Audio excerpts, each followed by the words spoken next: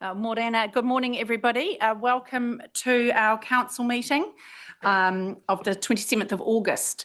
We have a reasonably full gallery. It's lovely to see so many people here to support our discussions today. Before we go any further, however, I would like to invite Bill Harris to open us with a karakia, if you're minded to do so, Bill.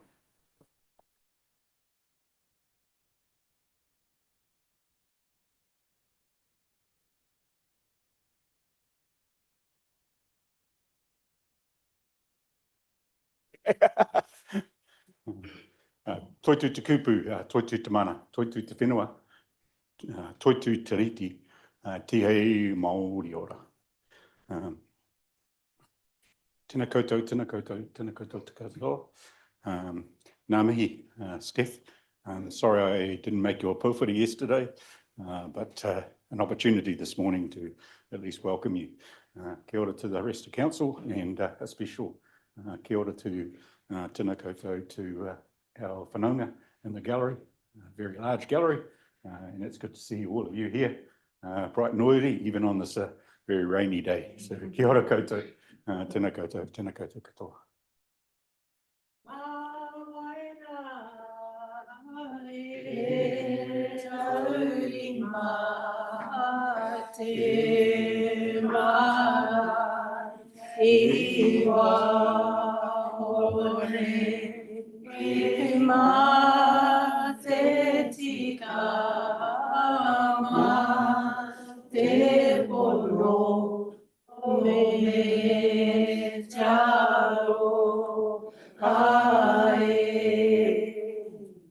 Kia ora.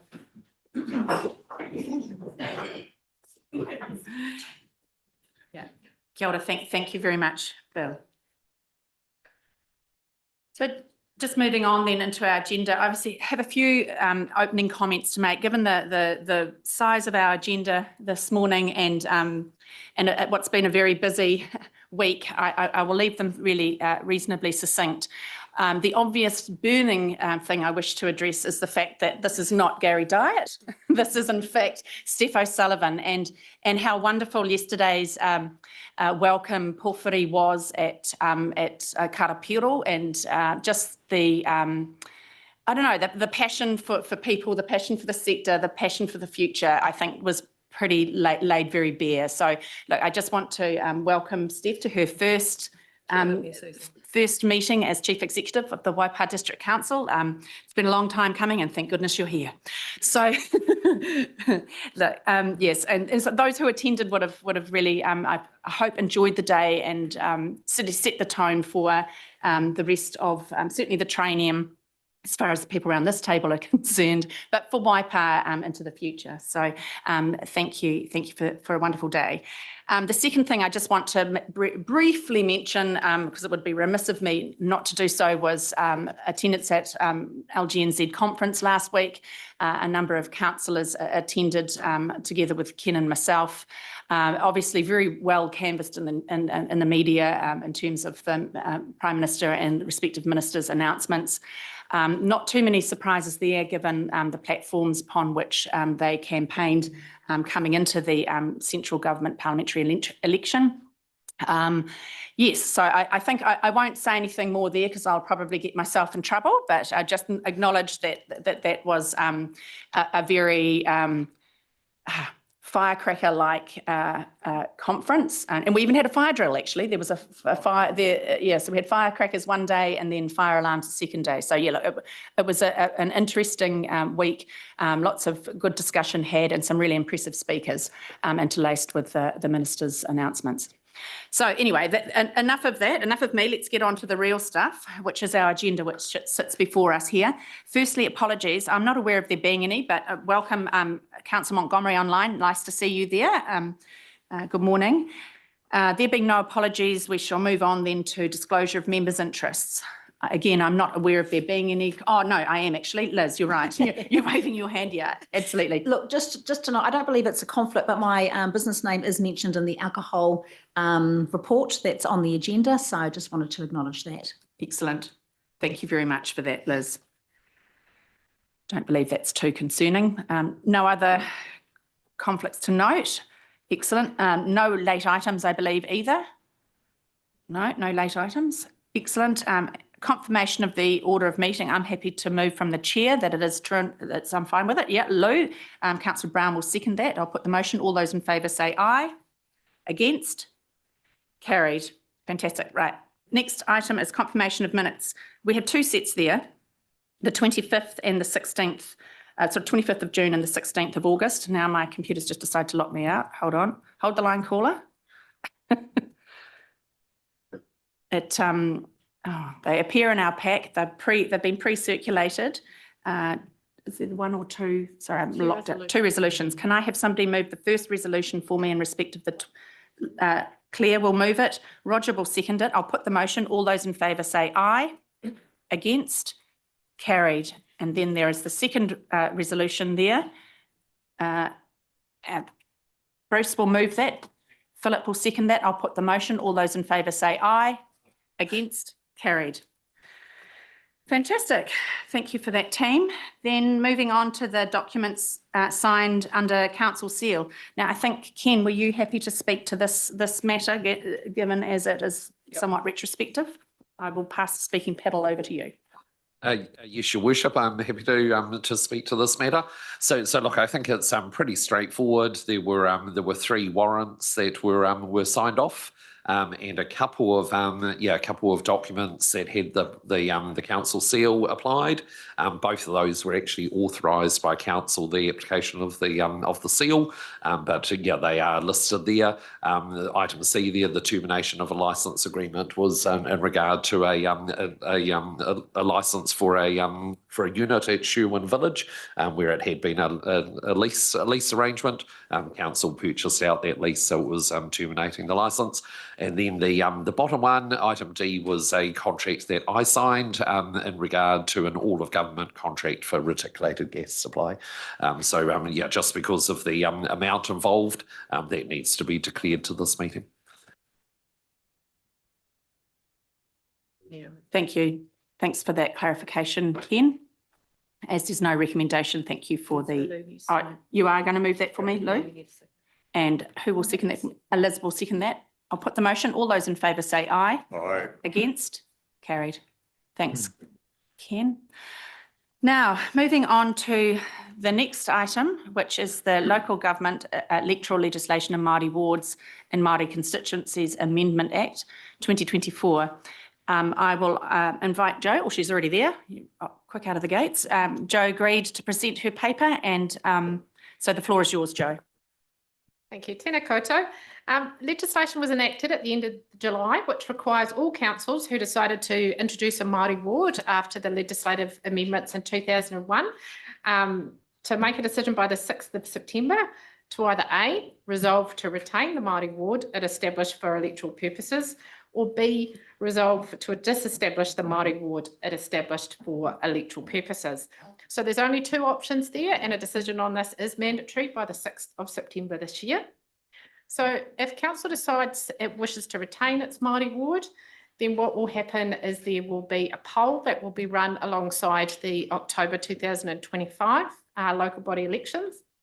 If council decides to disestablish its Māori ward, what would happen will essentially be that decision that you made a couple of weeks ago around your representation review will effectively be of no effect.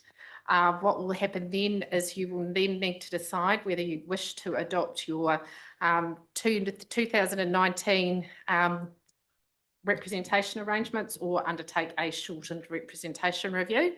So you need to make that decision by the 6th of September. If you decide a shortened representation review, you would need to adopt the initial proposal by the 13th of September. So the report that you have in front of you recommends that we retain our Māori ward in Waipa. Engagement with iwi and mana whenua, both prior to our decision in May 2021 and post that has indicated really strong support for a Māori ward in Waipa. So we have outlined for you that engagement that happened back then and has continued to happen, and that is in your report, along with the letters of support that we received recently and back in 2021. Before you adopted the Māori Ward in May 2021, we also undertook a comprehensive consultation exercise with our community. We received 879 pieces of feedback back in response to that, of which we had 84% of those people were actually in support of a Māori Ward in Waipa, 16% were against. We did have a number of those people out of that 879, which were out of district. So we did some analysis and picked out the Waipa addresses, of which there were 474 of those. Still looking at that, there was still really strong support for a Māori Ward in Waipa, with 73% of those Waipa addresses pieces of feedback actually supporting a Māori Ward. So it was a really strong support came out as part of that engagement exercise that we undertook. So I'm now going to hand over for our speakers, and I'm going to take any questions on my report after they have spoken. So, Thanks very much for that, Jo. Given the subject matter that we're considering today, I think it was really important that we heard from our JMA partners, mana whenua iwi, in terms of their perspective. Obviously, there are letters attached to the paper, but I have made the decision that we would invite iwi to come and address us. So today we have great pleasure of hearing from Waikato Tainui, and Waikato Tainui is being represented by Linda Te Aho and Jackie Collier, obviously who need no introduction to you both, because they're probably very well known to you both. But Linda, of course, is the co-chair of our JMA together with Waikato Tainui. And she has many other leadership roles, which I'll leave to her to express to you, as does Jackie. So can I invite both of you? Kia ora, welcome to you both. Take the hot seat at the front there. And as I say, if I could invite you just to introduce yourselves more fully than what I have, it would be much appreciated. Good morning. Morena. A tuatahi ka mihi atu ahau ki a koe, Bill. Ki atu whira tō tātou hui I roto I te aroha, I te rangimāori, I te marino, me te kotahitanga. Ko te rā aku kaumātua, tēnā koutou. Te manu kāhui e Susan, ngā kaunihera, tēnā koutou katoa. Te tumu whakarai hou e Steph, kia ora koutou. Katoa I tēnei tepu, tēnā koutou katoa.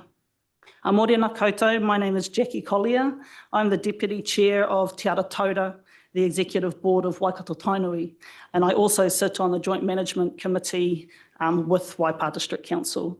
My colleague here, Linda Te Aho, is the Chair of our Joint Management Committee with you, and she'll be speaking on behalf of Ngāti Koroki Kahukura today, so I'll be speaking on behalf of Waikato Tainui. It's in my capacity as the Deputy Chair and the Governor of Waikato Tainui that I'm presenting here today, but I will just add that I'm also a resident and ratepayer of Waipa District Council, so thank you very much for the opportunity to speak. Waikato Tainui strongly supports the retention of Māori wards on local councils, including Waipa District Council. This has been our consistent position in all of our Joint Management Committee meetings and our engagement with you on this matter for many years. We strongly supported the establishment of Māori wards, and we acknowledge the leadership of this council to establish Māori wards in 2021. The support and reasons that our king, iwi authorities, including Waikato Tainui, marae and mana whenua from this rohe, gave to establishing Māori wards in 2021 is thoroughly outlined in your staff report. The staff report also outlines the level of support that the wider community gave to the establishment of Māori wards. The reasons to establish Māori wards in 2021 were clear then. The reasons to retain Māori wards are equally clear today. In spite of the Local Government Electoral Legislation and Māori Wards and Māori Constituencies Amendment Act 2024 recently passed into law. Māori wards provide an iwi Māori voice at the decision-making table, where we have significant interests from a cultural, social, environmental and commercial perspective. Iwi Māori perspectives and ideas at the council table strengthen local decision-making. I would like to acknowledge the incredible work that Dale Marie Morgan, our current Māori Ward councillor, does for this district and for us. as well as the work of our Te Kānohi representatives. Māori wards provide us with a tool, or but one tool, to exercise and contribute to local democracy in a meaningful way consistent with our Te Tiriti of Waitangi responsibilities. They offer a tangible opportunity to restore our faith in local democracy. Māori wards provide Māori with the benefit of direct representation in local government in the context of historic underrepresentation of Māori in civic life and local decision-making. Councils with Māori wards receive the benefit Māori perspectives and ideas at the council table provide, which strengthens local decision-making. And overall, notwithstanding the current anti-Māori ward rhetoric in our current political environment, Māori are more likely to engage and participate in their local council activities, elections, decisions, and other aspects of civic life with Māori wards in place. Waikato Tainui feels strongly in our opposition to the intent of the Local Government Amendment Act. The Act seeks to remove recently established Māori wards from local councils like yours, and due to the binding polls will make them much harder to establish in the future. Waikato Tainui recently participated as a claimant in the Waitangi Tribunal Māori Wards Inquiry, and we endorsed the findings and recommendations of the tribunal, which found that the government's policy on Māori wards, now enacted into legislation via the Act, breaches Te Tiriti o Waitangi. Waikato Tainui also made strong submissions against the bill at the Select Committee. And we acknowledge the position that this council took at the Select Committee process as well. Fundamentally, we believe that binding polls are an unfair and inequitable tool to measure the views and perspectives of the community. In the Māori wards context, they have been historically proven, to result in the majority voting against the establishment of Māori wards. We find ourselves in a perverse position today of asking you to opt for a public referenda rather than disestablishing the current Māori wards. History tells us it will be difficult to establish wards if they disappear. In the context of the choices the Act now places before you, Waikato Tainui firmly believes that you must now resolve to retain the Māori ward for the current term and put them to a binding poll in the 2025 local elections. Despite the difficulty of binding polls, such a strategy is the best way to seek to retain Māori wards for the benefit of our community. Councils that take a strong stance will now send a clear message to the community that Māori wards are important for equity, equality, and representation of Te Iwi Māori in their district. Waikato District recently resolved to take this course, and we applaud the leadership of Mayor Jackie Church and her fellow councillors. We acknowledge and applaud the strong stance in favour of Māori wards taken in your correspondence with the Minister of Local Government and your submission to the Justice Select Committee on the Act. Waikato Tainui enjoy a largely productive, honest and mutually respectful relationship with you. This has been built up over many years, and in particular since our land and river settlements. Our relationship is built on the foundation of Te Tiriti and is expressed in many aspects of council business and through many different fora, including our Joint Management Committee. We support the recommendation in the staff report to retain Māori wards and also commend the approach that Waipa District has taken to obtain the views of iwi authorities and mana whenua to inform your decision. And we also thank you and acknowledge you for the opportunity to speak today. Based on the options available to you, we call on you to vote to retain your Māori ward for the current term. We also acknowledge that this course requires strong support for Māori wards in the polls in relation to a binding poll. Come the 2025 local elections, Waikato Tainui will advocate for and support our people to vote in favour of the affected Māori wards during the binding polls. The benefits of Māori wards are obvious. The decision that you must make today is obvious. Vote yes to retaining Māori wards. Huri noa, tēnā koutou, tēnā koutou, tēnā koutou katoa. Kia ora, kia ora. Thank you, Jackie. Thank you very much. Very succinctly placed your position before us. Does anybody wish to ask either of these wahine a question before we move on to hear from Raukawa? And then we will have some debate. Or, sorry, Linda. Yep, sorry, my brain's going all places. Before we hear from Linda? No? Excellent. The floor is yours then, Linda. My apologies. Morena tātou, tuatahi kei te tautoko ahau ngā mihi kua mihia. A ki tō tātou matua nui o te rangi, ki tō tātou kīngi Māori, a tū heitia e noho mai rā, ki runga i te ahurewa tapu o ngā mātua tūpuna. A kia rātou kua huri ki te pō. A o tira kia tātou te hunga, o rā koutou ngā rangatira e pai nei tēnā koutou, o tira huri no i tō tātou whare, tēnā koutou, tēnā koutou, tēnā koutou katoa. I too want to echo the mihi to you, e te mea, e te amorangi, Susan, for your leadership on this kaupapa publicly and in the council arena. Also, kia koe, Stephanie, no mai hoki mai ki roto i tēnei rohe o Waikato Waipā, pai te kite i a koe.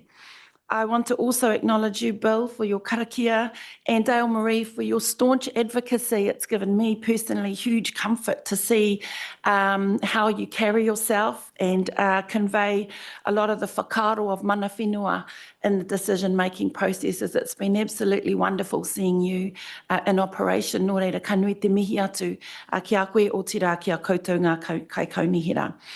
I am speaking today, I am on the board of Waikato Tainui, but I am here speaking today at the request of the co-chairs of Ngāti Koroki Kahukura Hinerangi Kara, who is here today, who is also a māngai kanohi on the council, and Rahui Papa, who gives his apologies. Our marae, Pohara and Maunga Tautari are both in the Waipā district. Our ancestors have been here for hundreds of years. Our tupuna have been here at least since the 1800s when they fought and died for mana whenua near Karapiro at Taumatawiwi. And we've lived here ever since. We never went away. And we call ourselves ahikaroa for that reason. Our fires have never gone cold in this area. Together we have created papakainga, exemplar papakaingas with the help of Waipā District Council and increase the number of ratepayers in the Waipā District as well. We host waka ama, hundreds of athletes that come to Karapiro every year, bringing vibrancy and colour to the rohe. I just really want to tautoko everything that Jackie has said in her submission on behalf of Waikato Tainui, but want to add a few other comments as well. I want to bring in notions of international best practice according to the United Nations for First Nations to be involved in decision making that affect us and our taonga, and that is reaffirmed in Te Tiriti o Waitangi. But at a practical level, it's also common sense to strengthen decision making by providing for diversity. Wards do not take away anyone's rights. In fact, they're a really important form of affirmative action. And I'm looking here today at all of these mana wahine, these women who are thriving in leadership roles today. Our mayor, our deputy mayor, our CEO, and our leaders of our iwi organisations. And I think about the affirmative action programs that operated when I was a child, Girls Can Do Anything. And that was to address the historic legacy of a mindset that women who were once under Victorian laws, the property of their fathers, and then became the property of their husbands. And so to address that historical legacy of disadvantage, discrimination, there were these programs that were set in place, and we are enjoying the fruits of those actions today. And in fact, my master's thesis in law was on equal employment opportunities for Māori women. And we're starting to see the fruits of some of those programs today too. So creating guaranteed opportunities for Māori to sit at decision-making tables is a really important step, not only for today, but for the future, so that young women, young Māori can look at this table and think, actually, if they can be there, I can be there too. I can be involved. I can participate in these decision decisions that affect me and my taonga and the things that I feel important, I can be connected and not be disconnected and think that the council is for some other people, but not me. So it's a really important step in the right direction. We have faced historical exclusion, just like women did for hundreds of years, locked out for a long time. And I want to quote from an eminent historian at Otago University, a professor, who carried out the peer review of our historical account in the Ngāti Koroki Kahukura treaty settlement process. And he said there can be no doubt that the combined impact of confiscation and the native land court stripped from Ngāti Koroki Kahukura the lands necessary to sustain their people. The development of European farming, which involved both draining most of the region's wetlands and the gradual silting of its rivers, compounded the effect by destroying traditional food sources. The later decision of governments to use the Waikato River for generating hydroelectricity only worsened the plight of Ngāti Koroki Kahukura, what had once been a prosperous and flourishing community became a remnant. One can only salute the courage and ingenuity with which that remnant sustained an ongoing presence and more recently set about restoring Ngāti Koroki Kahukura's mana in their ancestral rohe. Still we rise. I want to end by echoing Jackie's comments about the Waitangi Tribunal's finding and reminding everyone here, and this is my law lecturer hat being put on here, that the Waitangi Tribunal is an independent organisation, a permanent commission of inquiry whose role is to hold the Crown to account. And in its recent finding, in its urgency hearing, it found that the proposed amendments are likely to result, the proposed amendments to the Local Government Act, i.e. to take these issue to binding polls, is likely to result in a significant decrease in Māori representation and participation in local government as a direct consequence. The reimposition of polls is likely to act as a significant barrier and disincentive to future Māori representation in local government, as well as participation in local government processes. Surely your job is to increase participation in these processes. The tribunal also found that significant and irreversible prejudice could result from disestablishing Māori wards. And for these reasons and the submissions made by my colleague Jackie Collier here today, I also urge the Council to vote in favour of retaining Māori wards. Nō reira, e raurangatira mā, tēnei te mihi atu, tēnā koutou, tēnā koutou, tēnā koutou katoa.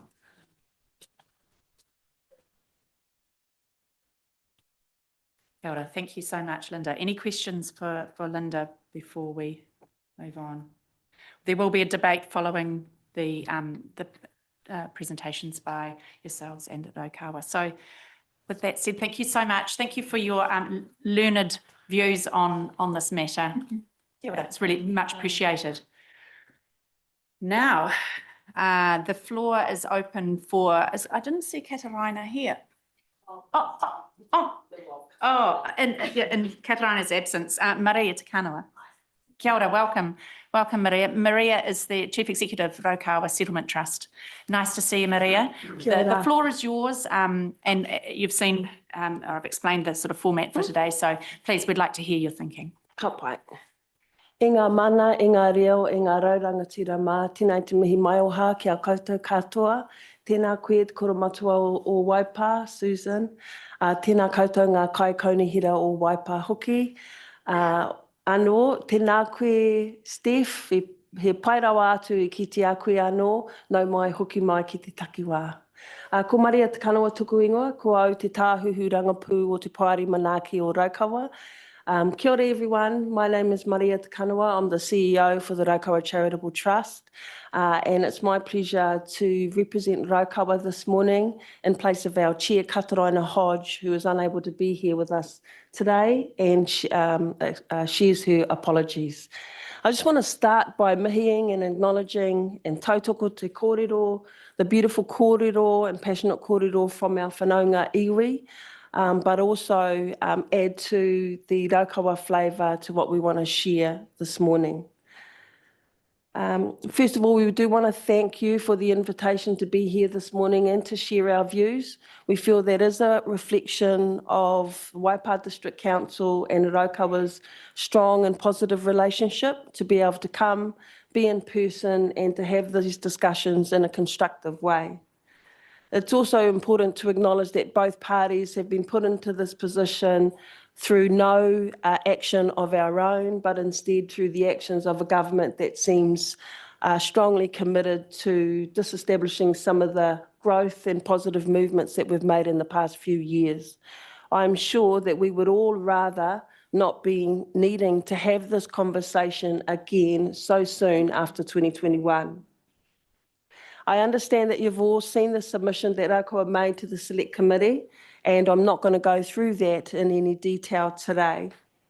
But I do want to start by saying that like our other iwi whanaunga, we strongly support the recommendation that the Council affirm its position to establish Māori wards. Māori wards. As you know, this council adopted Māori wards back in 2021, and that decision back then was supported by Raukawa and other iwi within the takiwā, as well as the 84% of those people who took time to vote in this consultation process. 84% is an overwhelmingly comprehensive support for the kaupapa, and I would question whether the Waipa District Council or any other council for that matter has had that level of support for any other kaupapa that's been tabled at the councils. I acknowledge that at that time this council would have weighed and considered all of the pros and cons of establishing a Māori ward back then, and that you still were brave enough to make the decision to establish the Māori ward. And I also want to mihi to you, Dale Marie, for the mahi that you've done since you've been on this council. The report tabled today by the Waipa District Council staff member comprehensively outlines the reasons for introducing Māori wards for the Waipa District Council, which we agree with. And they include such things as the Māori wards are an effective way to include Māori representation in decision-making, a way to encourage Māori participation in local government more generally, a way to meet the obligations that the Waipa District Council have to provide opportunity and processes for Māori engagement, and is consistent with te tiriti obligations between Waipa District Council and mana whenua, including Raukawa, and a foundation to grow and strengthen the relationship, and also, no doubt, close to all councils' heart, a cost-effective way of achieving these types of outcomes. While the legislation around these processes have changed recently, the reasons for having Māori wards have not. They apply as much today as they did back in 2021, as our whanaunga has already expressed. In support of this report, Raukawa highlight the importance to have a te ao Māori worldview in the discussions and the decision-making process, and again emphasise the Treaty of Waitangi obligations already traversed and articulated in the report tabled today. Raukawa, like all mana whenua and present within this takiwā, have an obligation to fulfil our kaitiaki roles and obligations, which have been handed down to us through our whakapapa. And it is through our whakapapa that we hold a unique and special responsibility to preserve, protect, and sustainably manage the natural, physical, and historical resources found within our takiwā for the benefit of our shared communities. Raukawa realise that we're living in a time of unprecedented change, and the impacts of this on all of our communities, social, economic, environmental and cultural well-being can be felt across the takiwā. Raukawa remain committed to working in partnership with Waipa District Council to ensure that our future generations inherit an environment that is healthy and safe for our people and all our communities within our takiwā, that they are all thriving and are engaged to respond collectively to whatever challenges come our way. Raukawa would also like to acknowledge the requirement that will mean that there will need to be a poll held in 2025 and that risk, there may be a risk there that becomes divisive or harmful. Raukawa believes that our relationship with Waipa District Council is strong enough that we will be able to navigate those risks together, and we can continue to discuss how we may do that as the time comes closer. So just in closing and in summary, just want to reaffirm that our Raukawa position is that the Waipa District Council affirm to establish and keep their Māori wards, and commit that Raukawa are willing to continue to work with this council to enable that to happen. Kia ora mai tātou. Kia ora, Maria. Thank you very much for that. Any questions for Maria? No? No, thank you. Look, thank you once again for sharing your kōrero with us today, together with Linda and Jackie. Ka pai. Kia pai. Thank you. Thank you. Kia ora. So now I will, Joe, was there anything you wish to add to your report before I open the floor for debate? No, it was just if anyone had any questions, that's all. Okay, so the floor is open. Does anybody have any questions in respect of the report, which is very fulsome and has been noted as being very comprehensive in terms of this matter? I shall open the floor. Is anybody going to kick me off? Starter for 10. If not, I will. Oh, Marcus. Start at 10. We got off to a bit of a rocky start with our Māori wards, but the person to my left has just been really incredible to work with, and her knowledge and worldview and stuff has been greatly appreciated around, and listening to her discussions with our agendas and things, and I think it's greatly appreciated. I don't understand what this government is doing to New Zealand. I'd like to say I didn't vote for them, so that's good. But yeah, to create such division amongst New Zealand and stuff, I thought we'd gotten over that. Apparently we haven't, but yeah, I fully support the recommendation, and yeah, continuing on with our Māori wards. Thank you, Marcus. I hope we're not going to have to declare who we all voted for, because it sets a dangerous precedent, does it not? Right. Anybody else like to share their thinking? Philip. Yeah, thank you. And thank you, Dale, Marie. Yeah, I mean, I'm fully in support of continuing with Māori wards. As Councillor Gower said, it started off with a rocky start, but you know, it was lengthy time and cost to the community and things like that in order to have a by-election. But the benefits have been huge, and for the community. And on a personal basis, you know, when I've attended events and things like that, I've asked Dale Marie to explain, you know, more about it. So as an education, it's been an educational benefit to myself. So I'm fully in support. So thank you very much. Yeah. Thank you, Philip. Very personal, sincere words there. Thank you. Monty, I see you have your little orange hand up. The floor is yours. I do, and I hope you can hear me. All good? We can indeed. Brilliant. Hey, look, I just want to be really quick here. Jackie, Linda, and Maria said it better than I could. I completely agree with everything that has been said. The benefits of the Māori ward are completely obvious to me. I support the retention of them. Thank you. Thanks, Monty. Next, Claire, and then Liz. Thanks. And yeah, I also am very happy to support the retention of the Māori wards. And I think the speakers we had, you know, like Jackie and Linda and Maria, yeah, they did. I think that I really admired your words, actually. Yeah, well done. I think that the way you spoke just really encapsulated everything. Yeah, so I do feel it's really important for us to have effective participation around our table. It's not enough, I feel, to have consultative groups. You know, it makes such a difference to have a vote at this table. Yeah, and I think it really resonated with me about the example that we're setting for the next generation, for rangatahi, that they could actually see themselves at the table too. You know, that's incredibly important, I think. I feel that identifying Māori as a particular community of interest that needs better representation, I think has been an outcome, you know, of the history that we've had. And so I'm pretty strongly aligned with that as well. Yeah, so I'm really happy to support the retention of the Māori Ward and acknowledge the work that Dale Marie has done. Thank you. Thank you, Claire. Liz and then Lou. Look, I don't have a lot to add. I think it's all been said actually already, but again, just acknowledging the great work that we've seen Dale Marie, you know, bring to the table here. It's been absolutely incredible.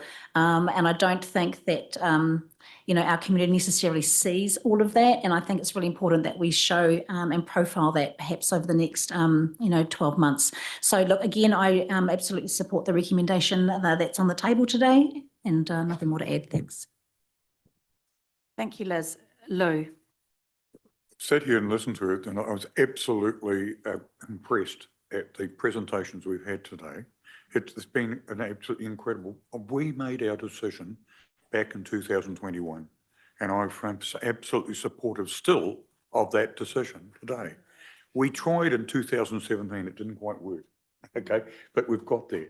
And what my feeling is that I totally support the bill and the retention of the Māori Ward with Waipa on the grounds that we can move forward. It's a duality of communication. It doesn't just come from Māori back to us, but it's also from us back to the local iwi, to all the things that we're doing within the community. We are facing a local government or a government that has got lots of challenges from central government. And unfortunately, it's very difficult for us to communicate accurately what's happening in our community. So we can actually have this pathway of communication that we can develop and create and enhance. And to Dale Marie, I personally thank you very much for the contributions you've done to our community and the incredible amount of work you've done. Thank you. Thank you, Lou. Any other words people would like to share with us? Andrew? Yeah, so I don't disagree with any of the speakers so far, and agree our three people who gave us presentations were articulate, persuasive, and you know, just great arguments. Dale Marie, you've done a fabulous job. You've added a dimension to this. I've been here 11 years now. You've added a dimension that was sorely missing. So you know, that's great. One of the speakers mentioned prejudice, and you know, the reality is that there is a lot of prejudice in our society at the moment, unfortunately. If you've got a couple of minutes, I'll tell you a little story. Okay, so my daughter is a defence lawyer. And several months ago, we were just chatting as you do, and she said, Dad, I've got a case that's really worrying me. I'm scared that if I don't, that things go wrong, a good person's going to go to jail. And, you know, so, you know, what's going on? Well, so her client lives in Tamahiri in a cul-de-sac. And one evening, some boy racers were coming around doing their thing. He goes out and actually almost got run over by one of these guys. And they eventually leave, and he decided with a neighbour that they were going to follow these people. So they did. They come across them again out in the country somewhere, you know, doing burnouts and all the rest of it. And eventually one of the tyres blew out, and one of the guys in the car, one of the kids in the car, was left behind and invited to sit in the back of the Ros's client's car to wait until the police turned up, which they did. And the boy racers got charged with whatever, and Ros's client got charged with kidnapping. And she says to me, Dad, the penalty for kidnapping, the maximum penalty is 14 years in jail. So I said to her, and you know, I was familiar with a case that had been, you know, not that much earlier, where it had gone to court, and what had happened was a homeowner had nabbed a burglar, and in the process of apprehending this guy, the burglar lost 2 of his fingers. The homeowner chopped them off. Well, the result of the case was he was exonerated. No, no burden. So I'm thinking about this, and I said to Roz, "You've got to be kidding me. You've got nothing to worry about. This goes to court. He's going to get a medal." And she said to me, "Yes, except for 2 things. First one is the boy racers were white, and the second one is my client is Māori." And that sums up a lot of what is wrong with our society right now. Now, is the Māori Ward going to fix that? Sadly, hell no. But it is a step on the way to being a much more inclusive society, I hope. So, as you might have guessed, I'm well in favour of retaining a Māori Ward. Thank you. Thanks for sharing that with us, Andrew. Yeah. Mike, Peter. Right, tēnā koutou katoa. I have got six points. I'll start off with Linda, which threw me a bit off track actually, Linda. And it was about your ownership of women by their husbands. And I thought of my wife, who is stronger, faster and fitter than I, and thought the ink would not have dried when we were joined at the hip. And I would have had a loud whisper in my ear and a sharp pain in my back if I'd tried that one. So thank God those days are over. The next, Jackie, and it's all through our literature here, is the stats that were generated through the submissions back in 2021, which were overwhelmingly in support of establishing Māori wards. And, we've had submissions through here of 51 people, and we sort of take note of that. But, there was almost 900 people that bothered to submit. So that stat is actually telling. The Te Ao Māori worldview and the benefit for mana whenua and the knowledge and perspective that is brought through Dale Marie and our Kanohi reps is, I think, invaluable. It just gives us another perspective. A lot of us sit around this table and we just haven't got much knowledge in that area. So it brings a perspective we can only get by having you around the table. Just like to acknowledge personally, Dale Marie, the work that you have done. It's been evident. You carry it on your shoulder, and you bring it in here. So araha nui. Number 5. I've sort of covered off number 5 really, but just the Kanohi and the Māori Ward representatives together. But partnership is more than participation, and that's, I think, what the Māori Ward brings. It's a genuine commitment to partnership, and I hope the community can see that, and through listening to this kōrero around this table, realise the value that we see in it. The other is, now I know we've heard from Raukawa and Ngāti Hoa and Ngāti Kahikura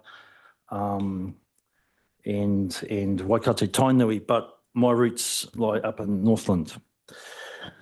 So I'm going to quote here from a well-known Ngāpui elder who has passed away, and I was lucky enough to work for his daughter, and she was a fairly hard taskmaster. Grace Davis was her name. And it goes something like this. Kua tawhiti ki toa heiringa mai. Kia kore e haere tōne.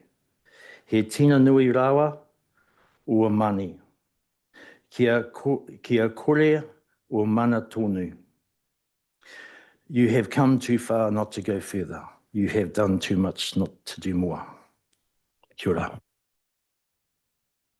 Yeah. Sir James Henry.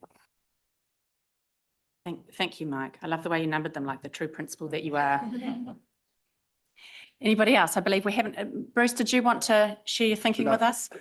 Yeah, I'm the only one left. No, quite. congratulations. I agree with everything that's been said. I did vote for it the first time.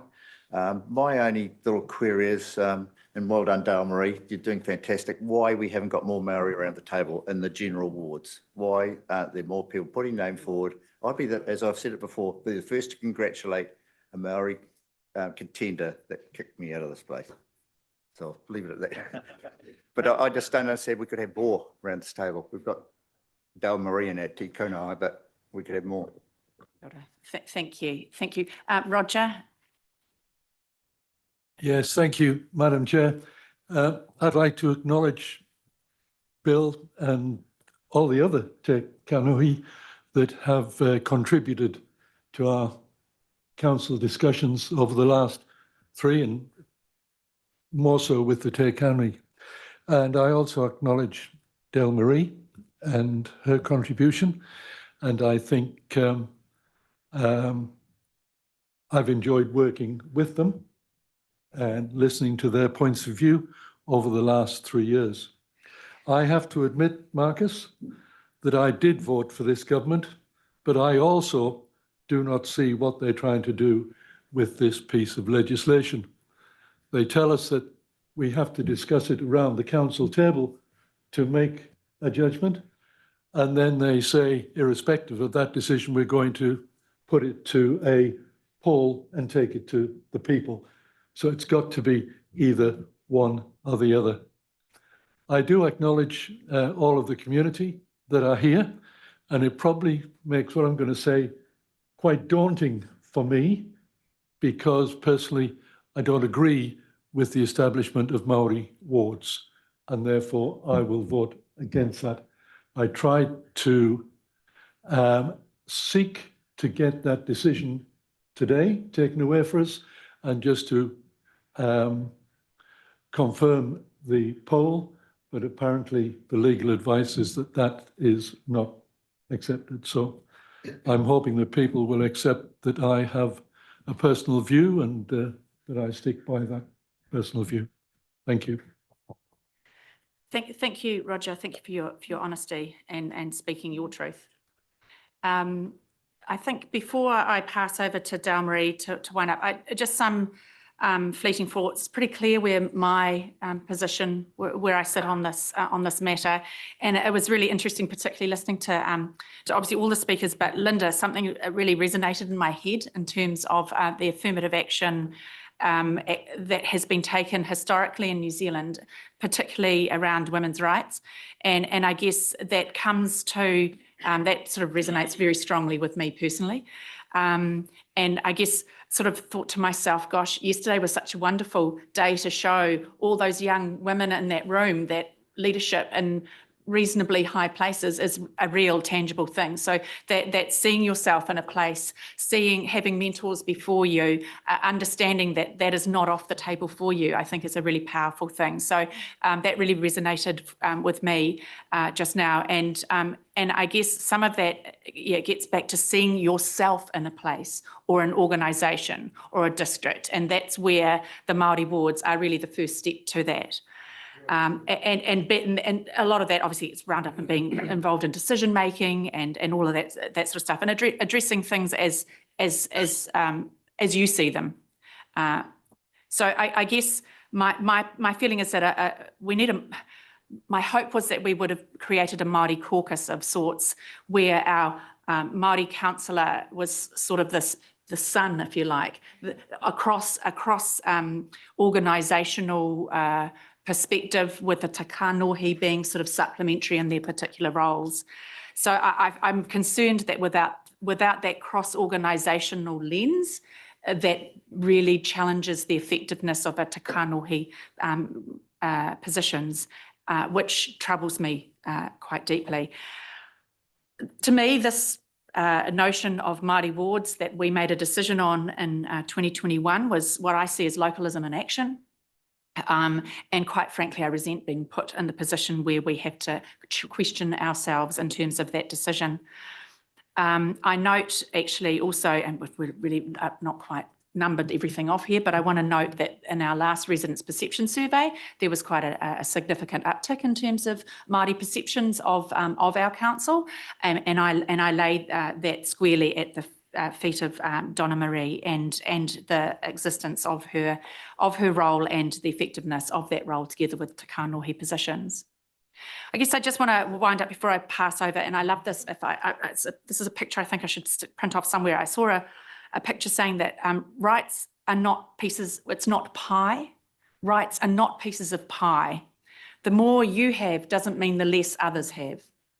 And I think for me that sort of encapsulates the situation. In fact, I think I said that very same thing to Portal when we debated this prior to 2021. So yeah, it's not pie, people. We're not giving up anything, we're adding. It's a plus, it's an add. So with that said, I think I will pass the floor over to Dale Marie to have a kōrero, which I'm fairly certain will be no surprise in terms of where she sits on this. Tēnā koe te koromatua. Tēnā tātou I tai mai koutou. Aku peeps. I tai mai ki roto I te whare. Tēnā tātou I rauranga tirama I te whare. Tēnā koe Bill I whakatūwhera tā tātou hui I tēnei rangi. I tautoko au ngā mihi kua mihia. 1 year, 1 month and 25 days is how long I've had the honour of sitting in this ward, created in 2021, with 84% support from our constituents as been echoed today. So today, I want to appeal to you on more moral and ethical grounds as we consider the implications of the local government electoral legislation, Māori Wards, Māori Constituencies Amendment Act 2024. We need an acronym for that bugger. So the establishment of Māori Wards is not merely a procedural matter, it is a fundamental issue of justice, equity, and our responsibility as elected officials to uphold the principles of Te Tiriti o Waitangi. Māori Wards provide an opportunity to ensure that Māori as tangata whenua have a guaranteed voice in our local governance, reflecting the unique partnership envisioned by Te Tiriti. As leaders of our community, we must ask ourselves, what kind of a future are we shaping for Waipa? A future where the voices of Māori are sidelined, or a future where we stand together in spirit of partnership and mutual respect? Holding a poll to determine whether Waipa should retain a Māori Ward is a democratic option, but we all know the risk reducing a matter of justice to a popularity contest. Look at what's happening with the Kanaki. The decision to support Māori Wards should be grounding in our commitment to uphold the rights of Māori as guaranteed under Te Tiriti, not subject to the whims of a majority vote. We have a moral duty to protect these rights, even when it may not be the most convenient or popular path. We all know the ethical implications of the decision we have to make, and to stand with me in supporting the continuance of Māori Ward, I encourage you to consider this is our opportunity to demonstrate true leadership by affirming our commitment to equity and honouring the principles that should guide us as councillors. Just a few weeks ago, we watched our Olympians stand proud on a world stage, displaying our proud identity and unique culture to this land, standing together as many peoples, coexisting well for our Aotearoa New Zealand. Last week, I was fortunate enough to attend the Local Government New Zealand conference in Wellington, and one big takeaway from that was except for the Supreme Individual Award, all the awards, iwi, were fundamental in those successes. Waipa is known as the home of champions. Let this and let us be champions in our leadership with decision-making today. Tēnā tātou, tēnā koutou, tēnā tātou katoa. And in that, I will push the motion to retain our Māori Wards and go to a public referendum. Tēnā tātou. Dale Marie, thank you for your impassioned words. And Philip will second that motion.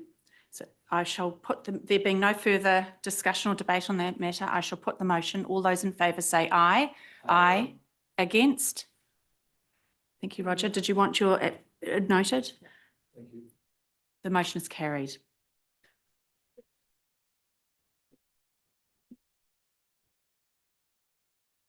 Thank you. Look, it doesn't appear on our agenda here, but I think it might benefit from just a 5-minute pause, and we shall return after 5 minutes.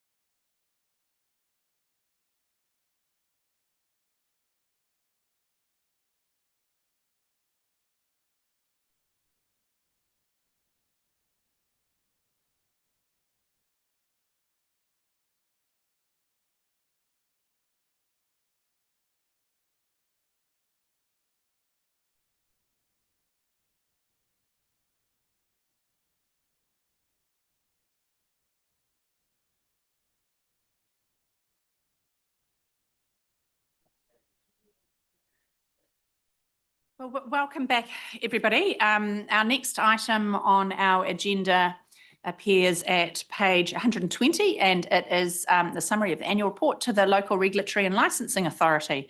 And it's one of Carl's papers. You'll be familiar with the fact that we receive these annually. So, Carl, over to you. Morena koutou, thank you, your worship members. Anything I'm going to touch on is going to pale in significance to the previous discussion, and rightly so. So yes, as you've outlined, annual report to the Alcohol Regulatory and Licensing Authority. As has been the case previously, they've set the questions for us to answer this year, but as has been the case, I've maintained Appendix 4 to give you a bit more of the year-on-year comparisons and the trends in our district. So the first few sections are pretty self-explanatory. I'd just like to welcome Steph not only to the role of CEO, but also to Secretary of the District Licensing Committee. By default, welcome.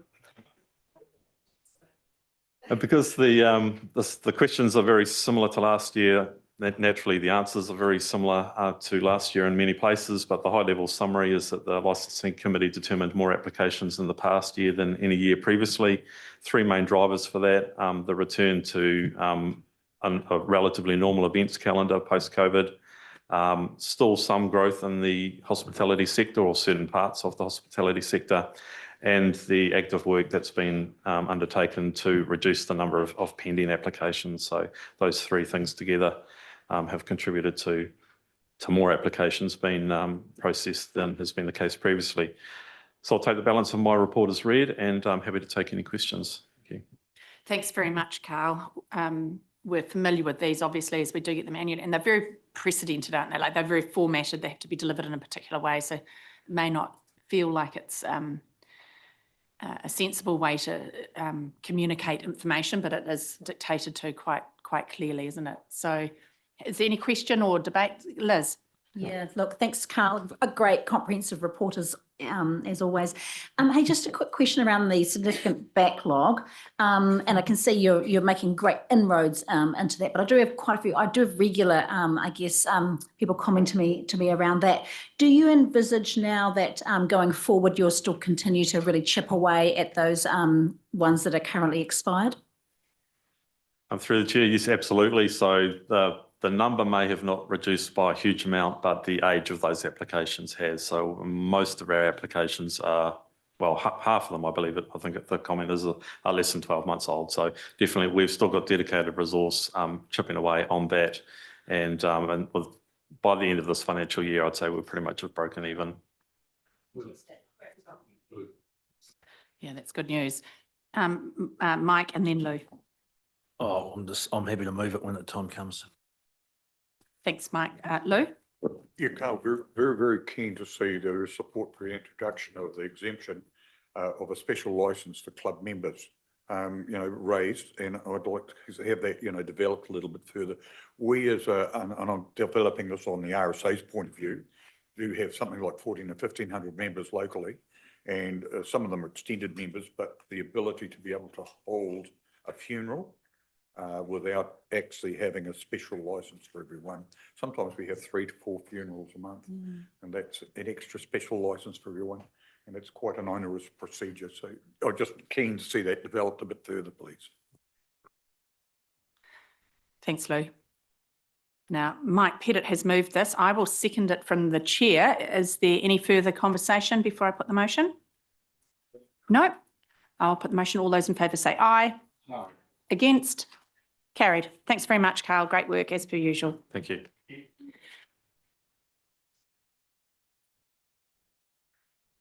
Right. Our next item is our Waikato Water Done Well. Heads of Agreement Proposal and Local Water Done Well Project Governance Group Update. A long title there. But you may recall when we had a presentation from Vaughan Payne and Don McLeod recently, a question was asked by Councillor Clare as to whether we could hear from somebody from Waikato in terms of their experience vis-a-vis water care. And Gavin Irons has, obviously the Chief Executive of Waikato District Council, very, very generously offered to give us some of his time to share some learnings with us. So he's appearing online. But before Gavin speaks, I will pass over to this report to be presented by Dawn and Sharon. The floor is yours. Kia ora koutou, and thank you, Mayor Susan, for that introduction. Certainly reflecting back on the workshop that was held last week, and you'll recall that the outcome of that was for us to bring a paper to the meeting. But as you say, we're very fortunate that Gavin has been able to give us some time and to provide his insights. So I think without further ado, if we move to that one. Thank you. Good morning, Gavin.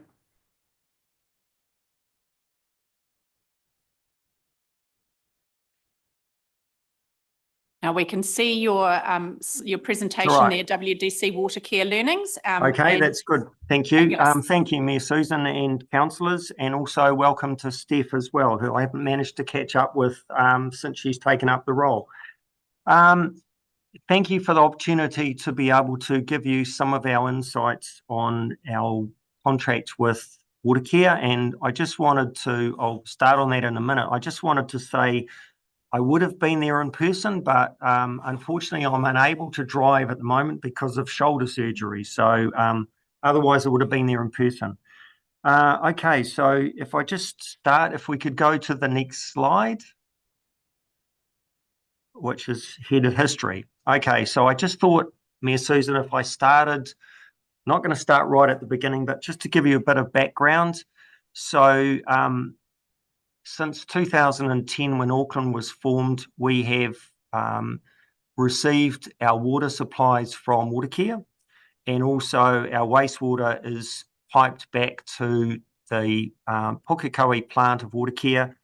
So those services were in existence since 2010 and will continue beyond the expiry of our contract in 2026. So just wanted to give you that background. In terms of what stops for us in 2026 is our operations and maintenance contract, which started originally in 2018. And we started contract negotiations late that year, and the contract came into effect ultimately on 1st of October 2019. So it got a little bit delayed, but once we got going, it was good. If we could just go to the next slide. So there were 3 stages to the contract we had. First stage was a transitional stage, which was to take us through to 30th of June 2021. At that point, the intention was there would be a 3-year LTP operational stage, which would have required ourselves and Auckland Council to have publicly consulted on moving to that next stage. And then the intention was there would be 4 6-year stages, operational stages, which would take us through ultimately to a contract that would have spanned 29 years if it had gone its entirety. So just to explain as to why the contract has been terminated. Water Care's view is that they have to focus on Auckland, and therefore they have terminated our contract with effect from 30th of June 2026, much to our regret. And also, we're not the only council affected. Also, they have also terminated a contract with Tauranga and Western Bay of Plenty, which is to do with their use of Water Care systems. And they've also, if they haven't, they're in the process of pulling back on laboratories they have around the country, and also another business they run as well. So they are really pulling back and focusing very much on Auckland. We can go to the next slide, please. So in terms of the first comment is not from Mayor Jackie. It's a comment that was made by Mayor Alan Sanson at the time, and his view, his words, there'd been a historic underinvestment because of poor decisions, poor political decisions being made at the time. And so the council decided to form what's called a subordinated decision-making body. First time I'd ever heard that term.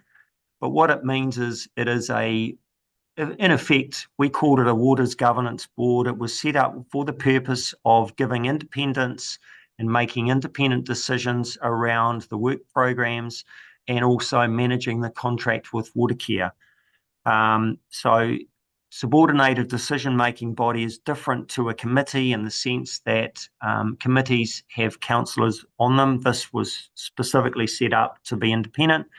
We have 3 independent directors, and myself as a 4th member. My purpose is really to be that conduit and that link between the board and the councillors. It has very clear delegations, including Te Mana o Te Wai being important in decision-making by the board, and Turi Whaimana as well. The council obviously retains all the purse strings, so the other decisions were made by the board, but when it came to decisions around LTP spending, annual plan spending, that was very much controlled by the council. Okay, if I move to the next slide. So benefits that we saw out of it, and the reasons we entered into it in the first place was, firstly, we were constantly fighting and finding that we were losing staff because we couldn't provide development opportunities to them. And often that meant they were going to work for other councils or other entities.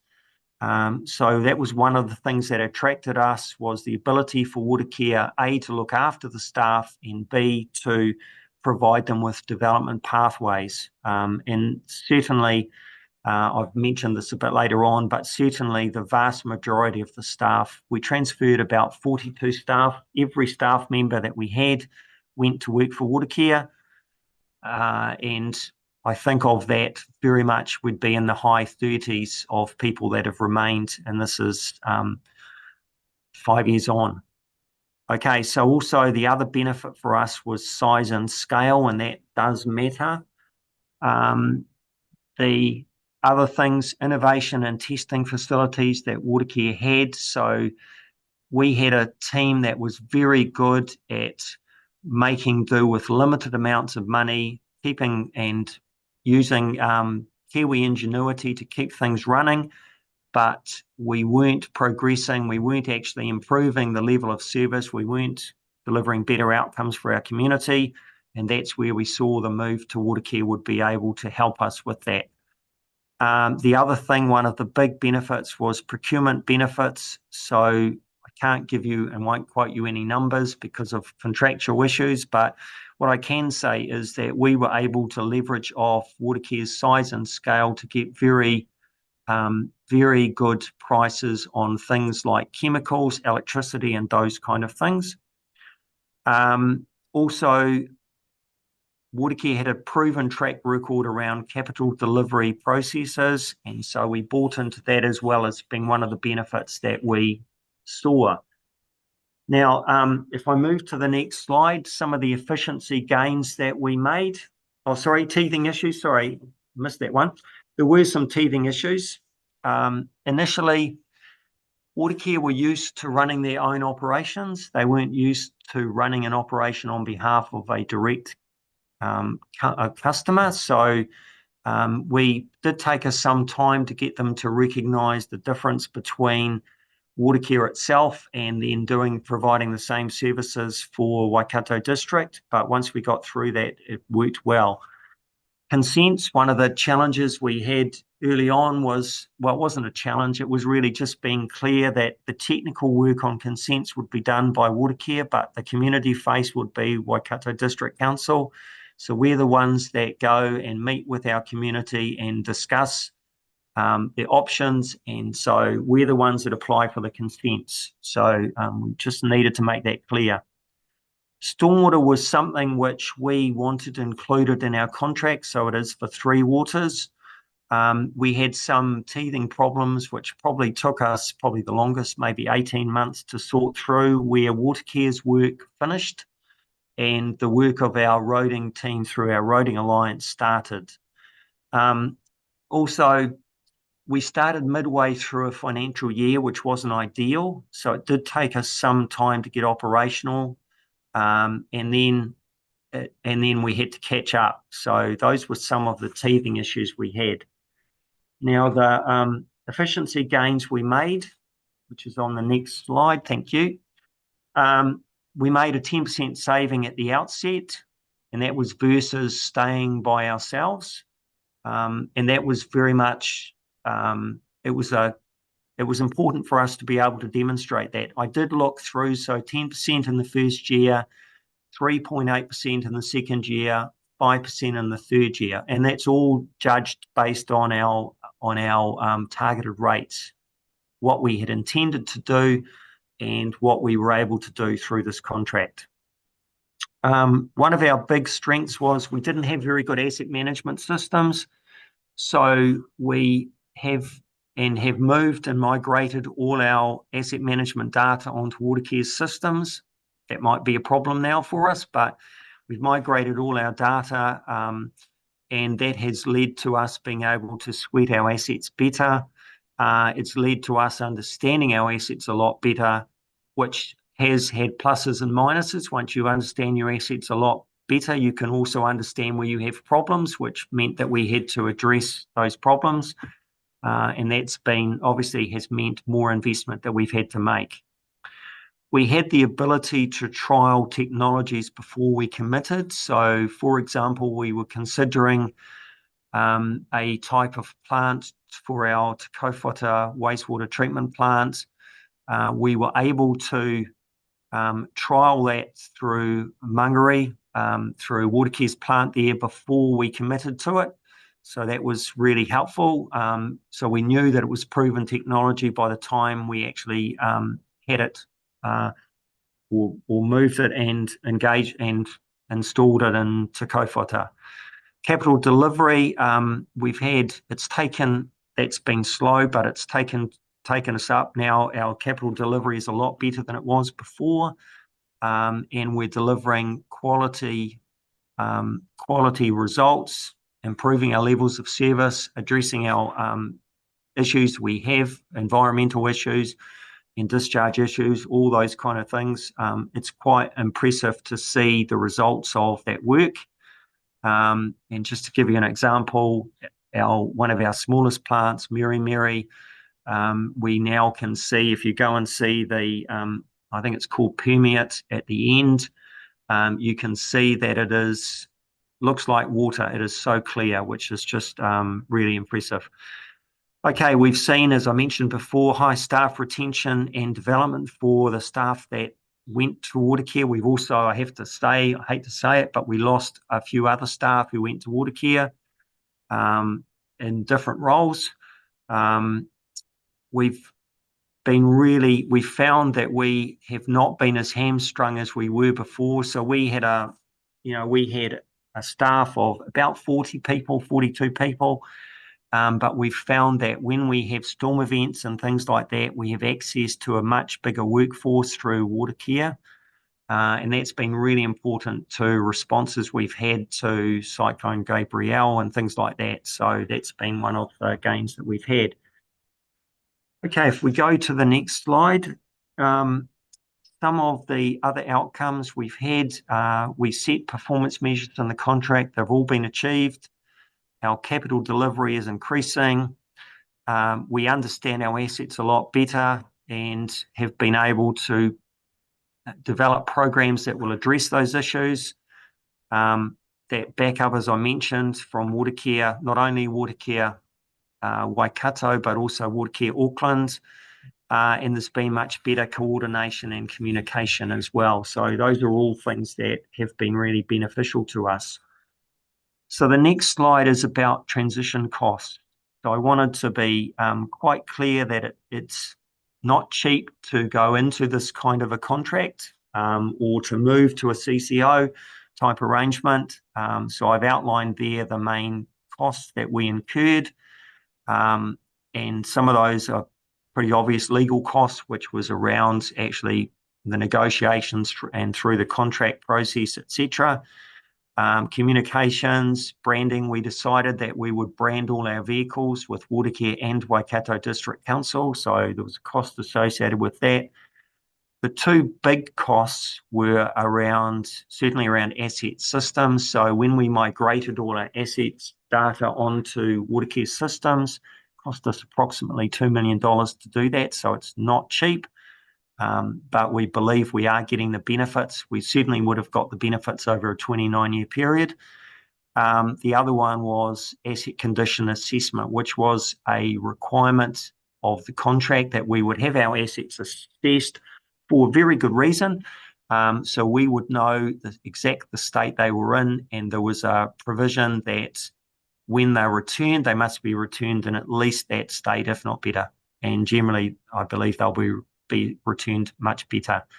So all up, we spent approximately, it was around about 3.4 million.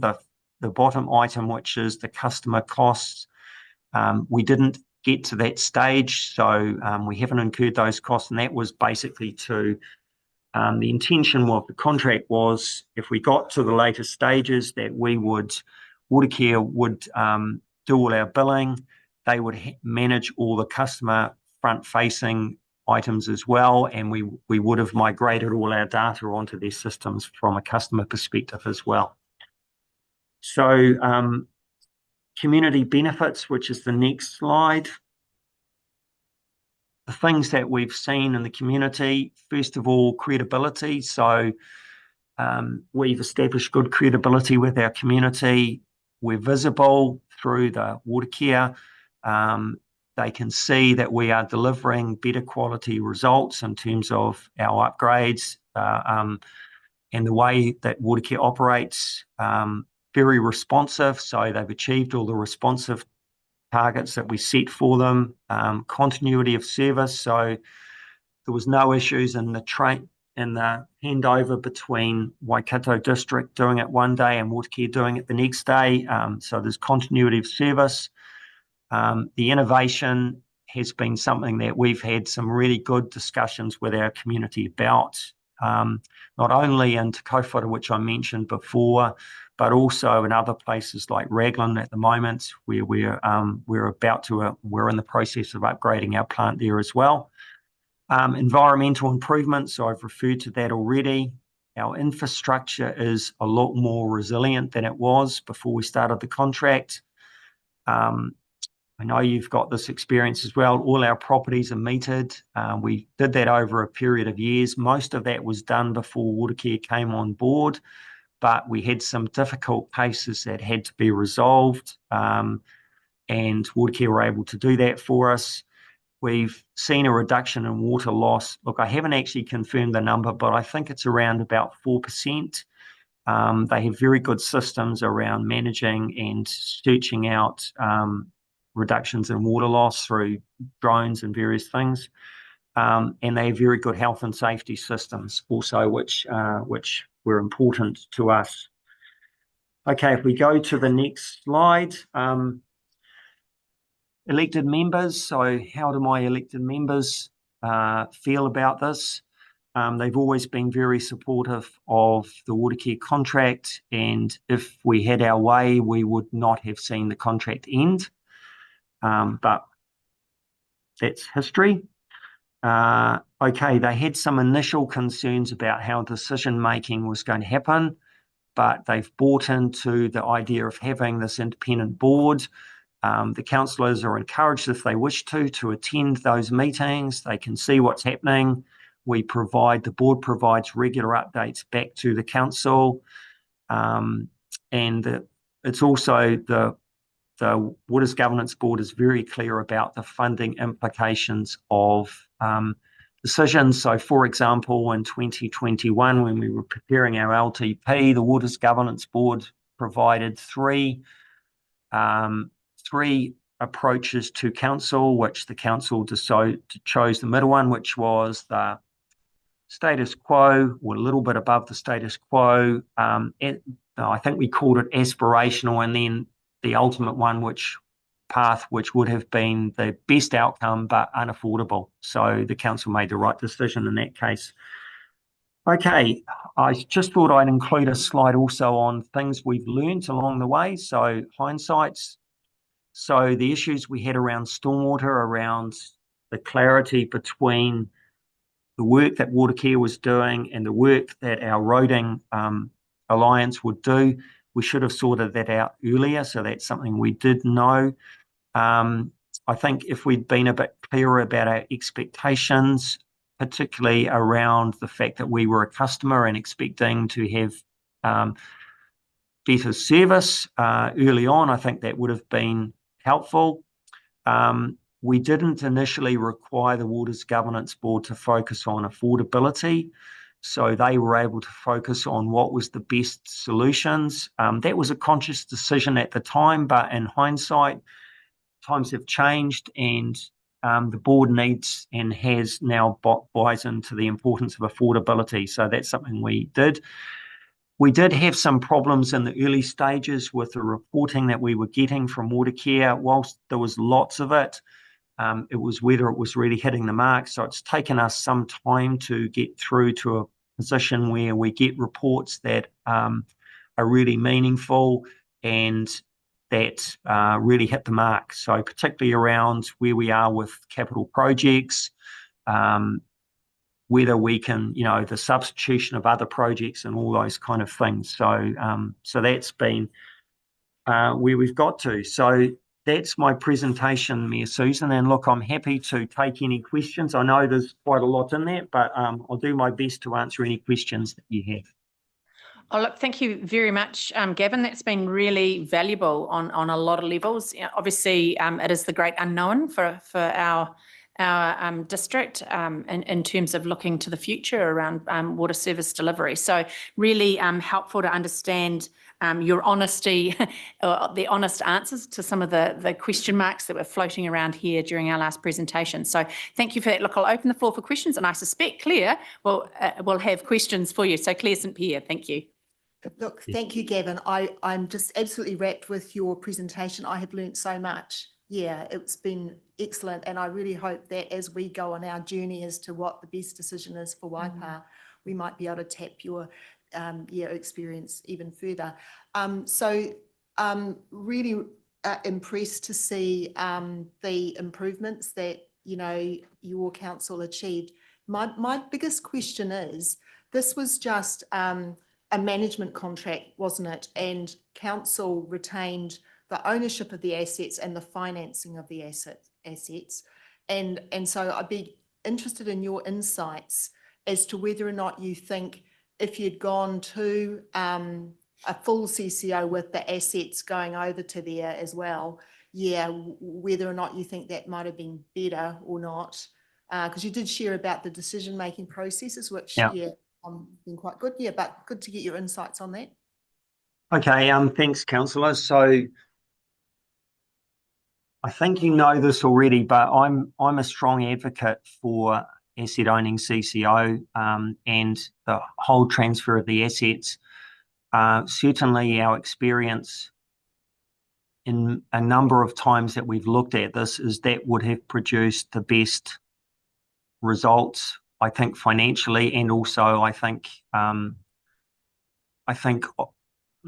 a lot of the other things that we've got from Watercare, certainly you would have got those benefits in an asset owning CCO as well. So I think the independence of decision making is important. I think we've kind of gone a halfway house with the Waters Governance Board, but the council has honoured that relationship in the sense of allowing the board to make decisions on the programs and priority of works and those kind of things, bearing in mind, of course, the council always had the purse strings.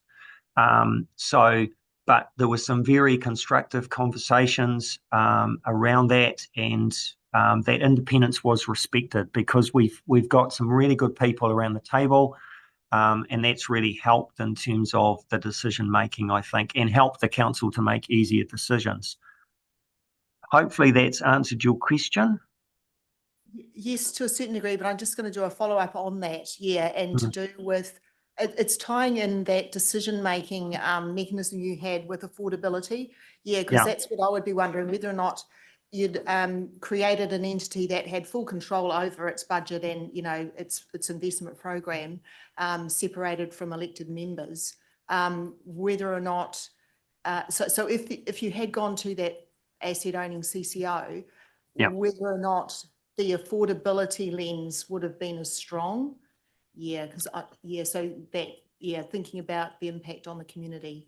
So again, if I may, councillor, so my answer would be yes, because if you had a asset owning CCO, I'm assuming you would have a board of independent directors who would still be accountable to the council. You would have the ability to issue letters of, well, you obviously have statements of intent, etc., but you can also issue a letter leading up to that, a letter of direction about what the council's expectations are. And ultimately, again, if you're the shareholders of a asset owning CCO, you have the opportunity to change directors if they're not meeting the requirements. So, and not following the directions that you're giving them. Yeah, thank you. Thanks, Gavin. Thanks for that. Thanks, Claire. Monty, online, you have your hand up. Thanks. Yeah. Hey, Gavin, why was the asset system migration so expensive? I think the size of the or the number of assets we had, migrating onto a new system, it was challenging. There were issues around data integrity that we had to check along the way. So my IT team tell me that that's the cost. So for us now, what we're looking at is potentially the same sort of cost to go onto another system. But that's kind of been reconfirmed by my IT team. Now, I'm sorry, Councillor, I'm not an expert on IT. I wouldn't pretend to be an expert on IT, but I know that we managed that process as best we could, and then have been sorting out data issues from that migration along the way. So, yeah. And if I may, just to follow up, was that 2 million paid to a third party or incurred in-house? No, it was paid. It was paid to a third party. Okay, thanks. Thanks, Monty. Andrew, and then Mike.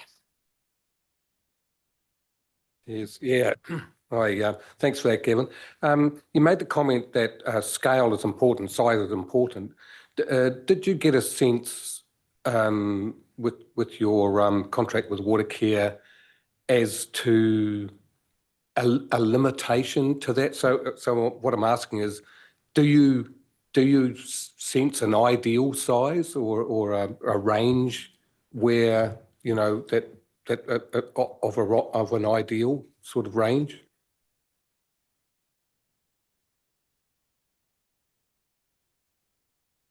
That's a really good question, Councillor.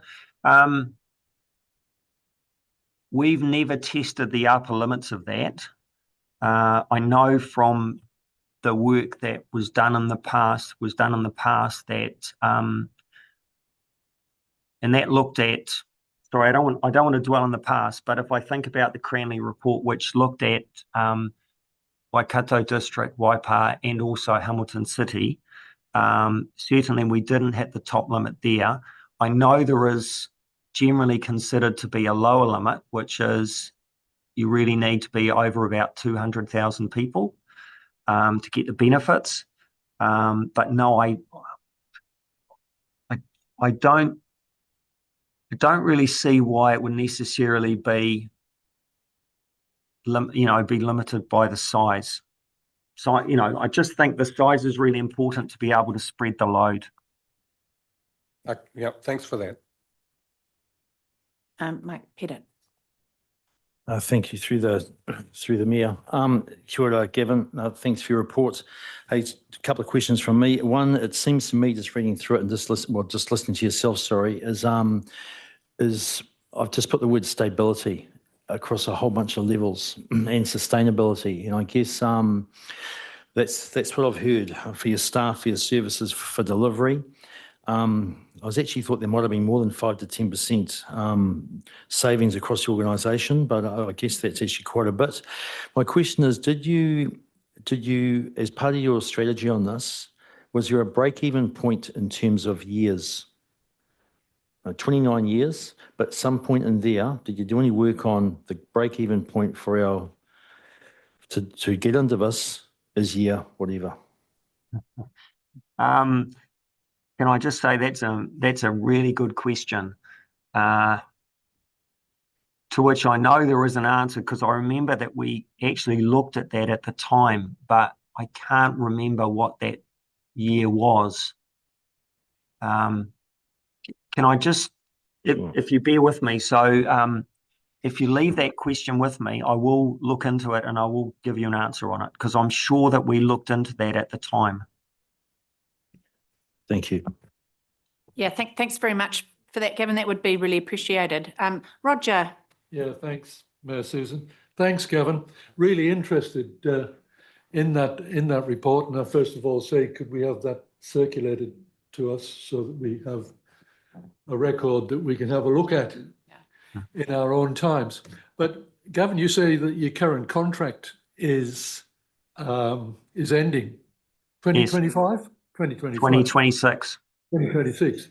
So you're actually going to be faced with a bigger challenge than what many of us other are going to be faced with.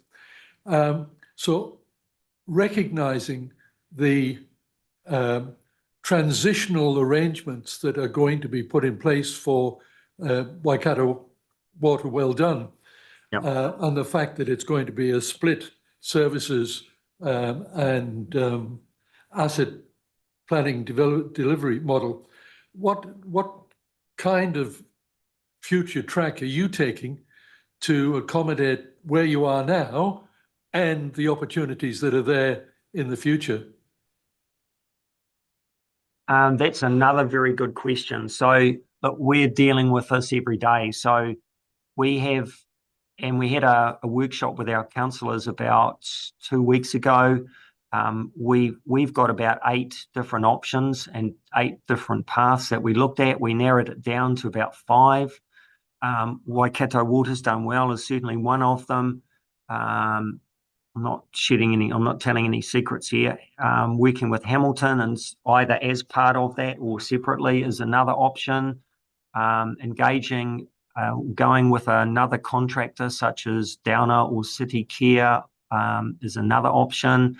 Also, even going with a utility company or having a contract with a utility company is something also that we've looked at, because of there are some things in common, plus it's also a lot of it's about managing contracts and those kind of things. So they're all paths that we're looking at. So there is, at the moment, we don't have one clear path, but our ideal outcome is that we only have to make this change once, not twice. But we are preparing ourselves for the fact that we may have to do it twice if we don't get far enough down the track on whichever option we choose. So I'm sorry, that's pretty open-ended, but I can't give you a clearer answer than that at the moment. That's understandable. Thanks. Yeah, thanks, Gavin. Liz. Yeah, Gavin, look, thank you for sharing a lot of the information, and the transition costs are the things that probably are screaming out at me at the moment. Close to $4 million, and I appreciate some of them might have occurred anyway, but that is for us the learning here, that transitioning is expensive, very expensive. So I understand your need to look for longevity, and I think the message for us as councillors is that that's where we need to be looking as well. So it's an interesting kind of space for us to be all operating at, and obviously we have a recommendation in front of us today as well. But you sharing this information is really going to help us. So thank you very much. I really appreciate that. All right. Thank you. Thanks, Liz. Anybody else have any questions for Gavin in terms of his presentation to us today? Lou, Councillor Brown. Thank you, Gavin. You've brought a lot of information that is very, very, I think, very important for us to assess in our future. One of the key issues that I was wondering about was, as I said when our Deputy Mayor talked about, was the asset transfer and the cost of getting that into another organisation. You were talking of actually moving 2 or 3 times. That would actually incur that cost each time. Was that correct or not? As if you transfer assets and you have to withdraw them and transfer them, it's going to be quite a significant cost. That is probably that'll be the largest cost, I think, for us moving ahead. I mean, it depends a lot on what happens. So, for example, one of the possibilities is that we move our assets onto the regional council system. Because they're using the same technology as Watercare. So that might be a smoother pathway than going to something completely different. But certainly our expectation is that will be the biggest cost that we will incur, yes. Mike Pettit. Yeah, just to sum that up, which I don't do well at home, I think is to measure twice and cut once. I think that's what I'm hearing is the cheapest option. Yeah. I've just written down, do it once and do it right. So yeah, we're on the same page there. Yeah. Look, any other questions for Gavin whilst we have him with us, giving very generous with your time, Gavin, and I apologise for having kept you a little earlier and don't intend to keep you any longer. But look, it's been really valuable. Just want to reiterate the comments made by elected members around the table. It's really interesting to get insights into a more lived experience rather than things being sort of theoretical, accepting this isn't exactly what we're looking to do. But I think it's really important that we understand what it actually looks like in reality as opposed to just on paper in a report. So thanks very much. Really, really valuable insights. So with that said, no further questions for you, Gavin, and we'll leave you to the rest of your day, and do look after yourself. Hope that shoulder's on the mend. Yeah, thanks, Mayor Susan. Thank you. Bye-bye. Thanks very much, Gavin. Right, so I shall hand it over to you, Sharon and Dawn, to continue with your paper, which sits before us on our agenda. Great, thank you. And I think, yeah, we all agree that it was really valuable input that we got from Gavin, so well worth the time. So this report is in 2 parts. So the first part, we're looking at the presentation that Waikato Ward has done well on the 19th of August and the recommendation to move into a heads of agreement negotiations. And the second part is an update on our Local Ward has done well PGG meeting that we held on the 31st of July. So the first part is the work undertaken by the Joint Mayors and Chairs Forum that's come through there. A fundamental premise of that work was ratepayer affordability and council obligations to review our cost effectiveness over our water arrangements. So I suppose for Waipa, our key challenges is our debt capacity and our community affordability, as we've highlighted in that report.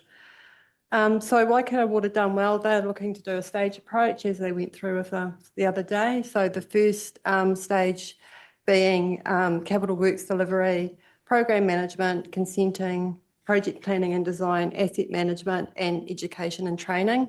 So that'll basically leave the operations business with Waipa and a large majority of the rest to move into that stage 1 with Waikato Ward has done well.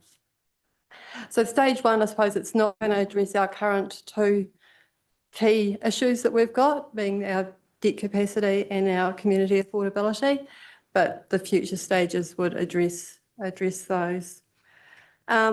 Stage 1, it will also have a residual impact left with Waipa, which we've noted in the report.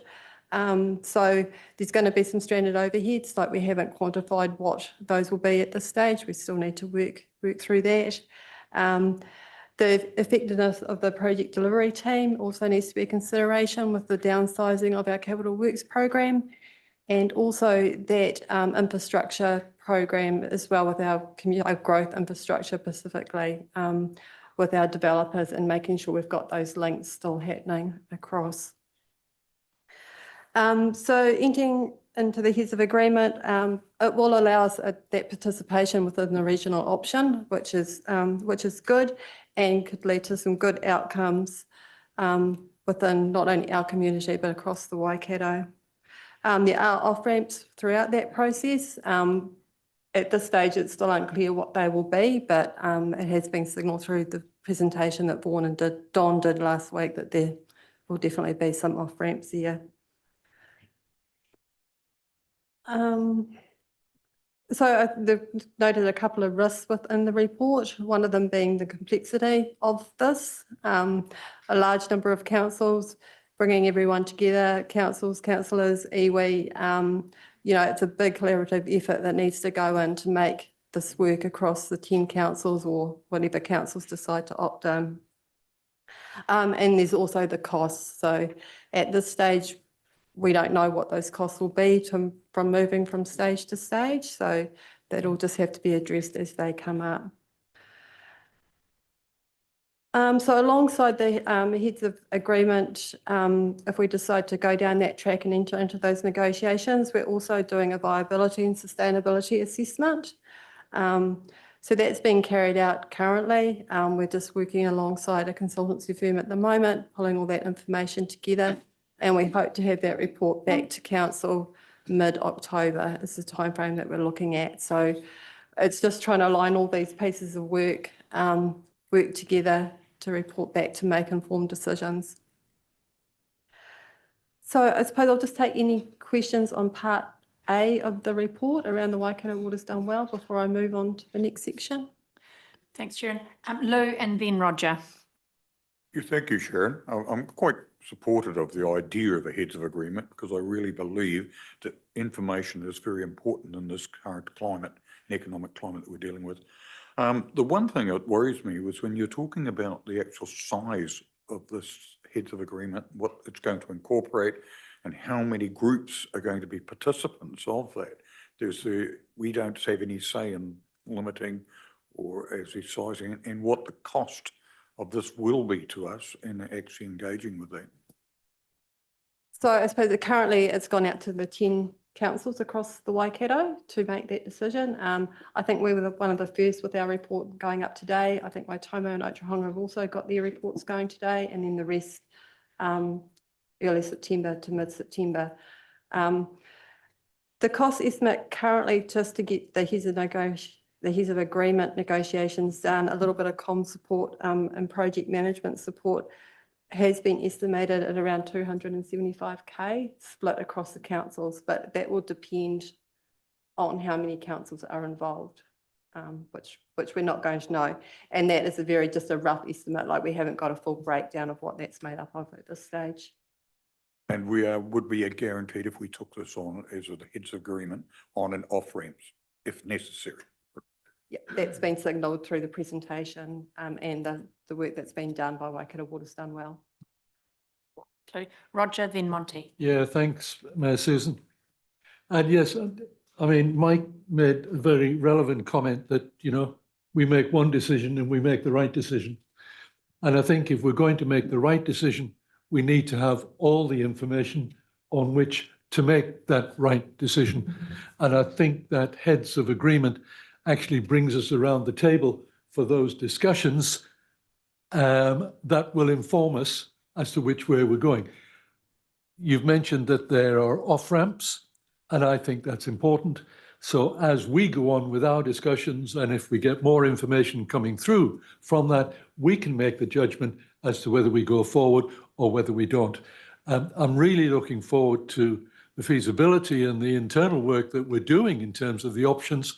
I'm really worried currently we've got absolutely no idea what any of those dollars or whatever the figures are in terms of what the implications are to us of a future Three Waters entity, whichever way it goes. And I think I'm looking forward to getting that information when you come back to us.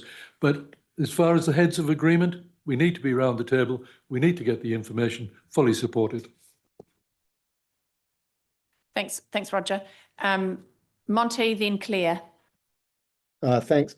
Hey, just 2 points from me. The Waikato Water done well. It keeps reiterating the point that there are multiple independent reports over the last decade showing that there are savings to be had. I haven't seen those.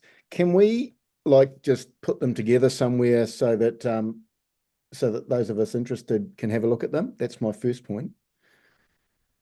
And second, if we just go to page 175 of the agenda, the financial modelling section, it talks about the assumptions underpinning the work so far have been tested with a small number of CFOs from across the Waikato.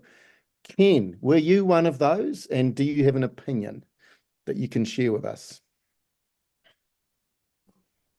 Yes, so through your worship, yes, I was involved with that. I mean, it was I guess it was fairly brief in terms of that. Yeah, so look, Yolanda, I believe looked at the figures as well.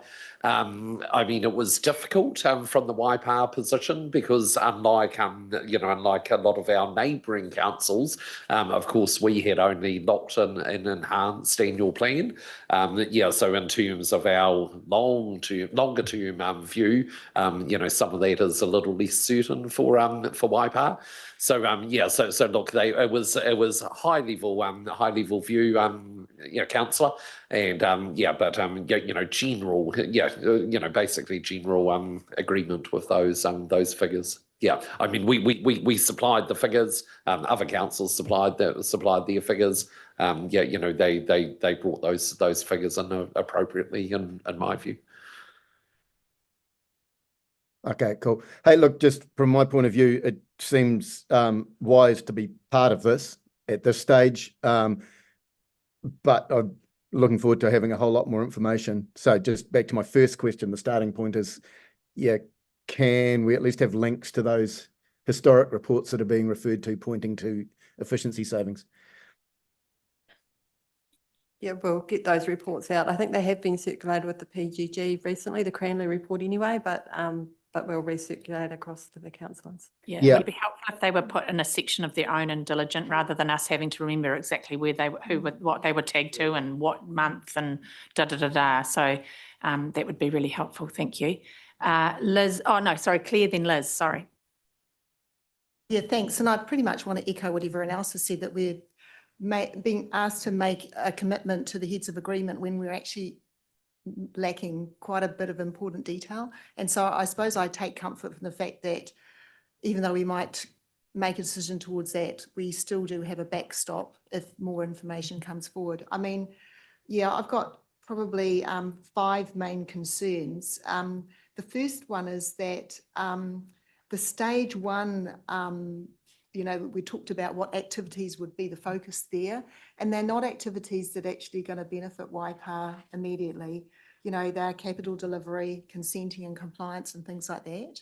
Yeah, but I do acknowledge that debt constraints are definitely something that makes us want to stay at the table. Yeah, so, and I think we really do need to have that detail about the quantified impacts as well. Yeah, I just feel really uncomfortable with committing to something like this when we don't have those dollars, I guess, in front of us. It was really helpful, the presentation we just heard. Yeah, I think that gives us an idea of what we might be facing. Something that's special for Waipa is our commitment to the anchor institution principle, and also that we have got a very effective capital projects delivery team. And Sharon, you mentioned that it's acknowledged that those things will have an impact on us and we don't quite know what that will be. So I look forward to getting more information on that. And that's one of the things that's sort of holding me back, being really effusive about this proposal.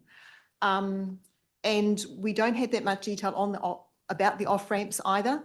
I was part of that Waikato water study, and I must say there was a lot of political pressure exerted to stay in it. Yeah, so I'm wanting to be able to make an independent decision for Waipa, what's best for Waipa, and so I'm just a bit worried that by committing at this stage, it's actually going to make it pretty difficult to extract ourselves, even if we feel that it's not right.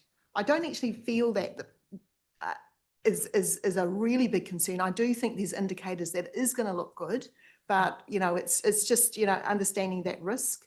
And I just want to point out about the last thing is about best practice in these processes. where we get consultants giving us advice or externals giving us advice. So there is a potential for a conflict of interest, and I would like to see that managed really closely. For instance, my earlier reading on best practice overseas, for instance, Canada, they made a requirement, well, they had mechanisms to ensure that the advice that they did receive from consultants, managers and other advisors was absolutely impartial. And I can see that this is going to be really important for our community. And that included arranging legal and contractual mechanisms to prevent advisors, directors, consultants from benefiting from the restructuring process. So that means if you're one of these people that are giving us advice, writing this report, you're not actually going to end up being either the chair of the board or the CEO, something like that. Yeah, so I'd really like some work done around that to make sure that those potential conflicts are going to be managed. Yeah, but apart from that, it's not enough for me to withhold my support, but there are quite a few risks that I can see. Thanks, Claire. Liz. It's always going to be a hard one with Claire, trying to persuade or to provide all the information. And look, I agree with a lot of what you've said, of course.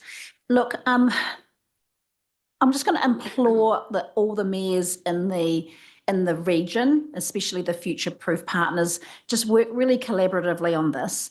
One of the biggest risks I see is that if a couple of councils do their own thing, and that is, for me, going to be really awkward for any neighbouring councils for Waipa, where we may already share some resources, but having an early heads up of what other councils are doing is going to be really, I guess, critical for me. And I think it's one of our major risks right now. We've already heard from Waikato District Council that they need an urgent solution. They're under huge, time constraints there, and they have a number of options already in front of them. So I can't speak for any of the other councils because I don't know what their situation is.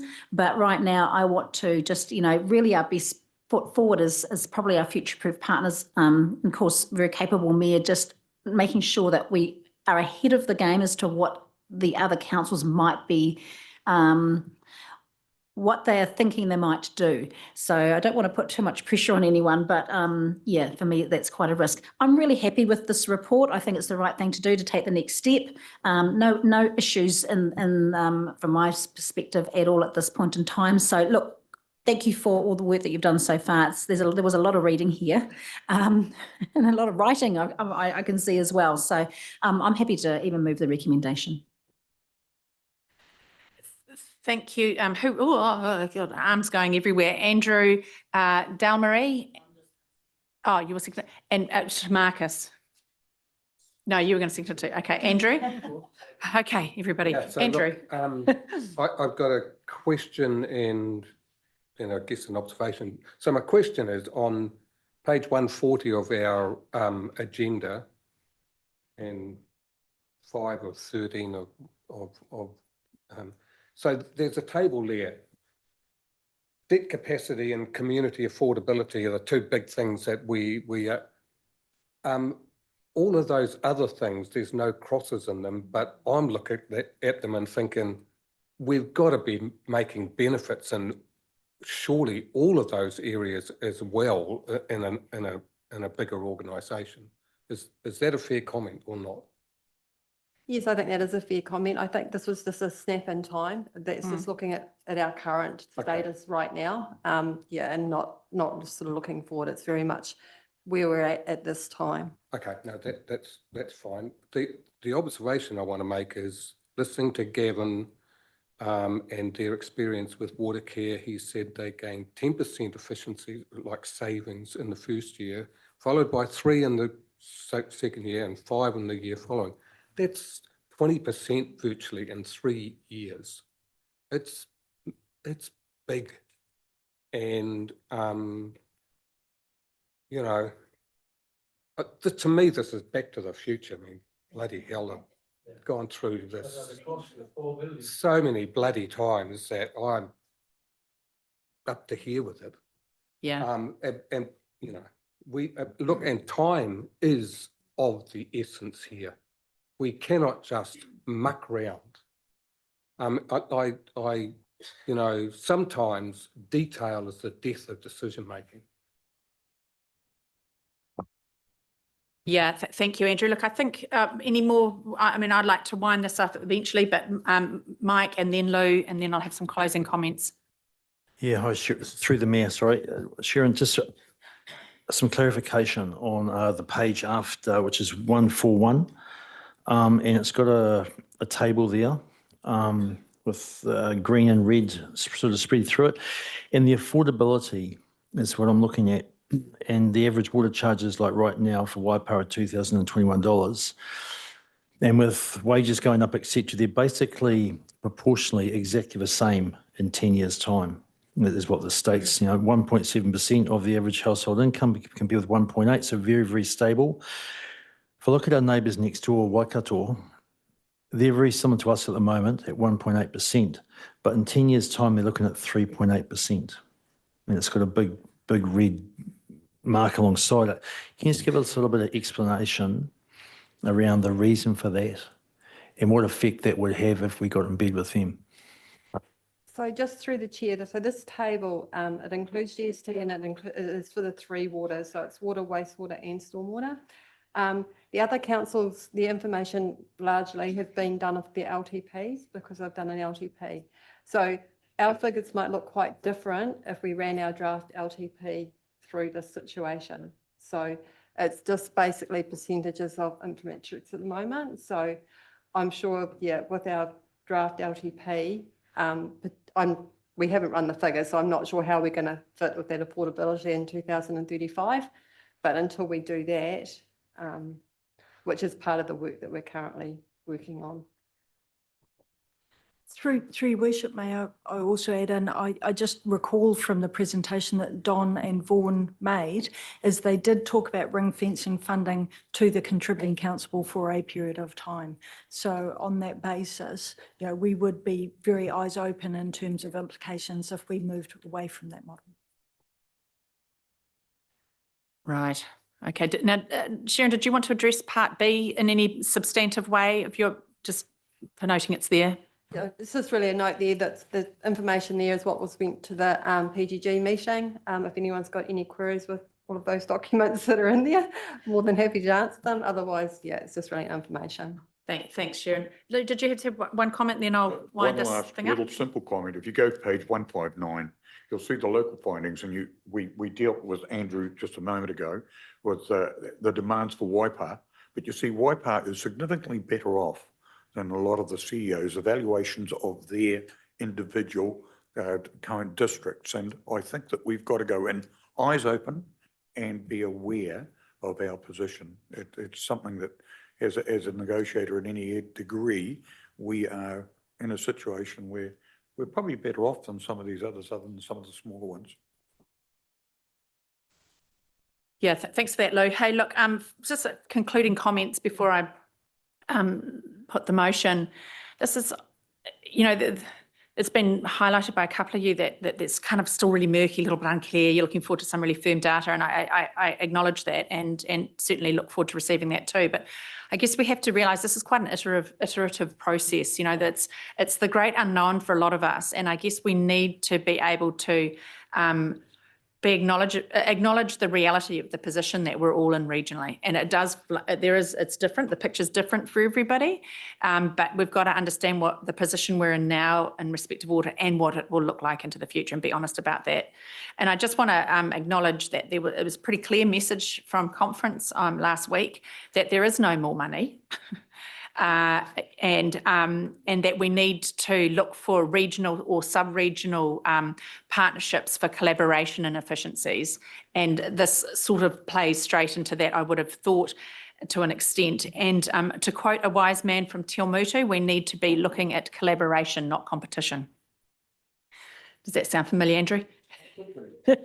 Excellent. So look, with those comments said, I have Dale-Marie having moved the motion. Liz moved it and Dale-Marie seconded it. Okay, I shall put the motion as it appears on page 137 of our report. All those in favour say aye. Aye. Against? Carried. Oh, thank you very much for that. And just an FYI, I understand that both Otorohanga District Council and Waitomo District Council have unanimously agreed to be parts of the heads of agreement too. So, yeah, got to be in to win, right?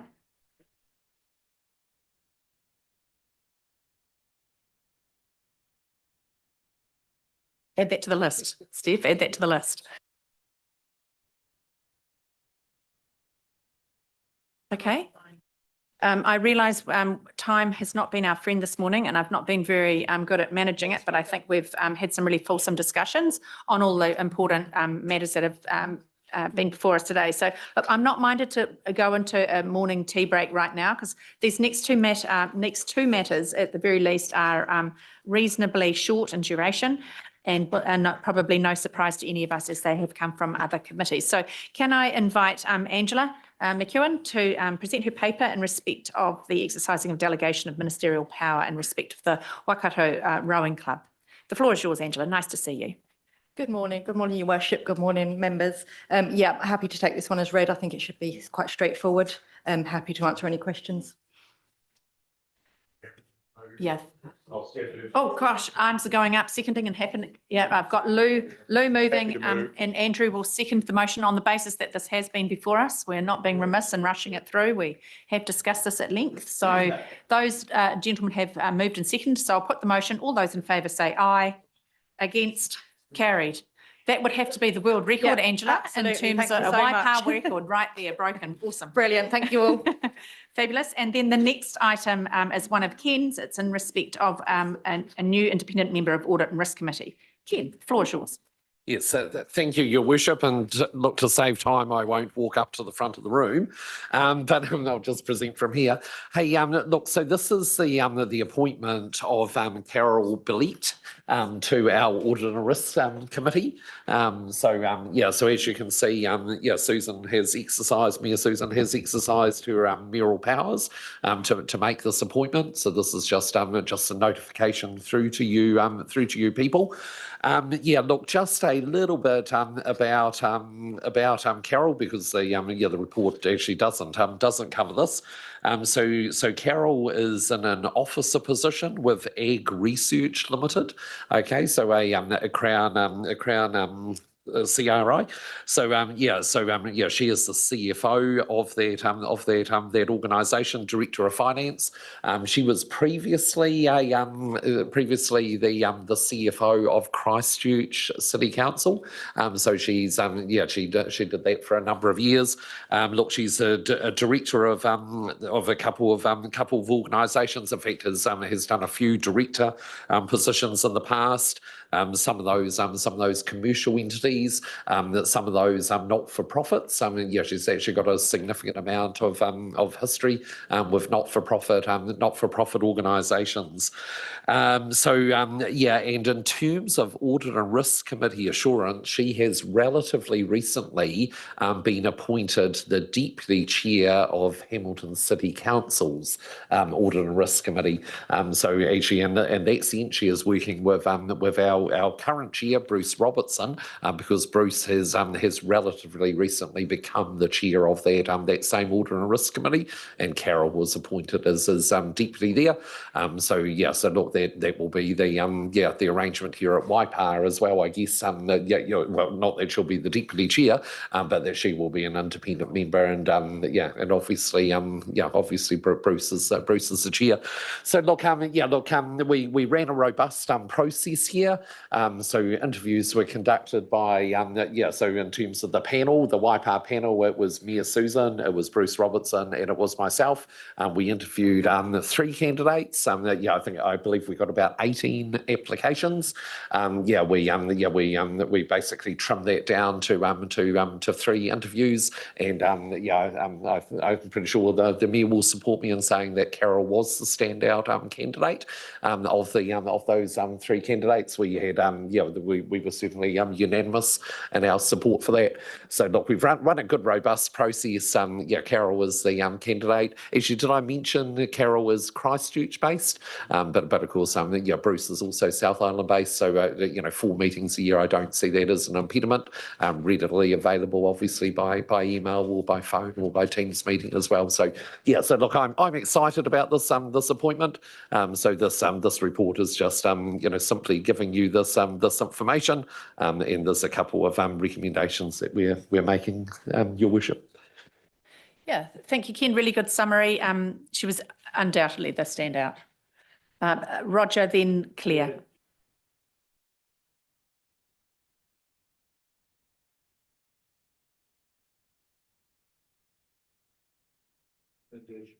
Thank you, Roger. Claire, and you're going to second it? All right, I shall put the motion. All those in favour say aye. Aye. Against? Carried. Excellent work. Look at us go.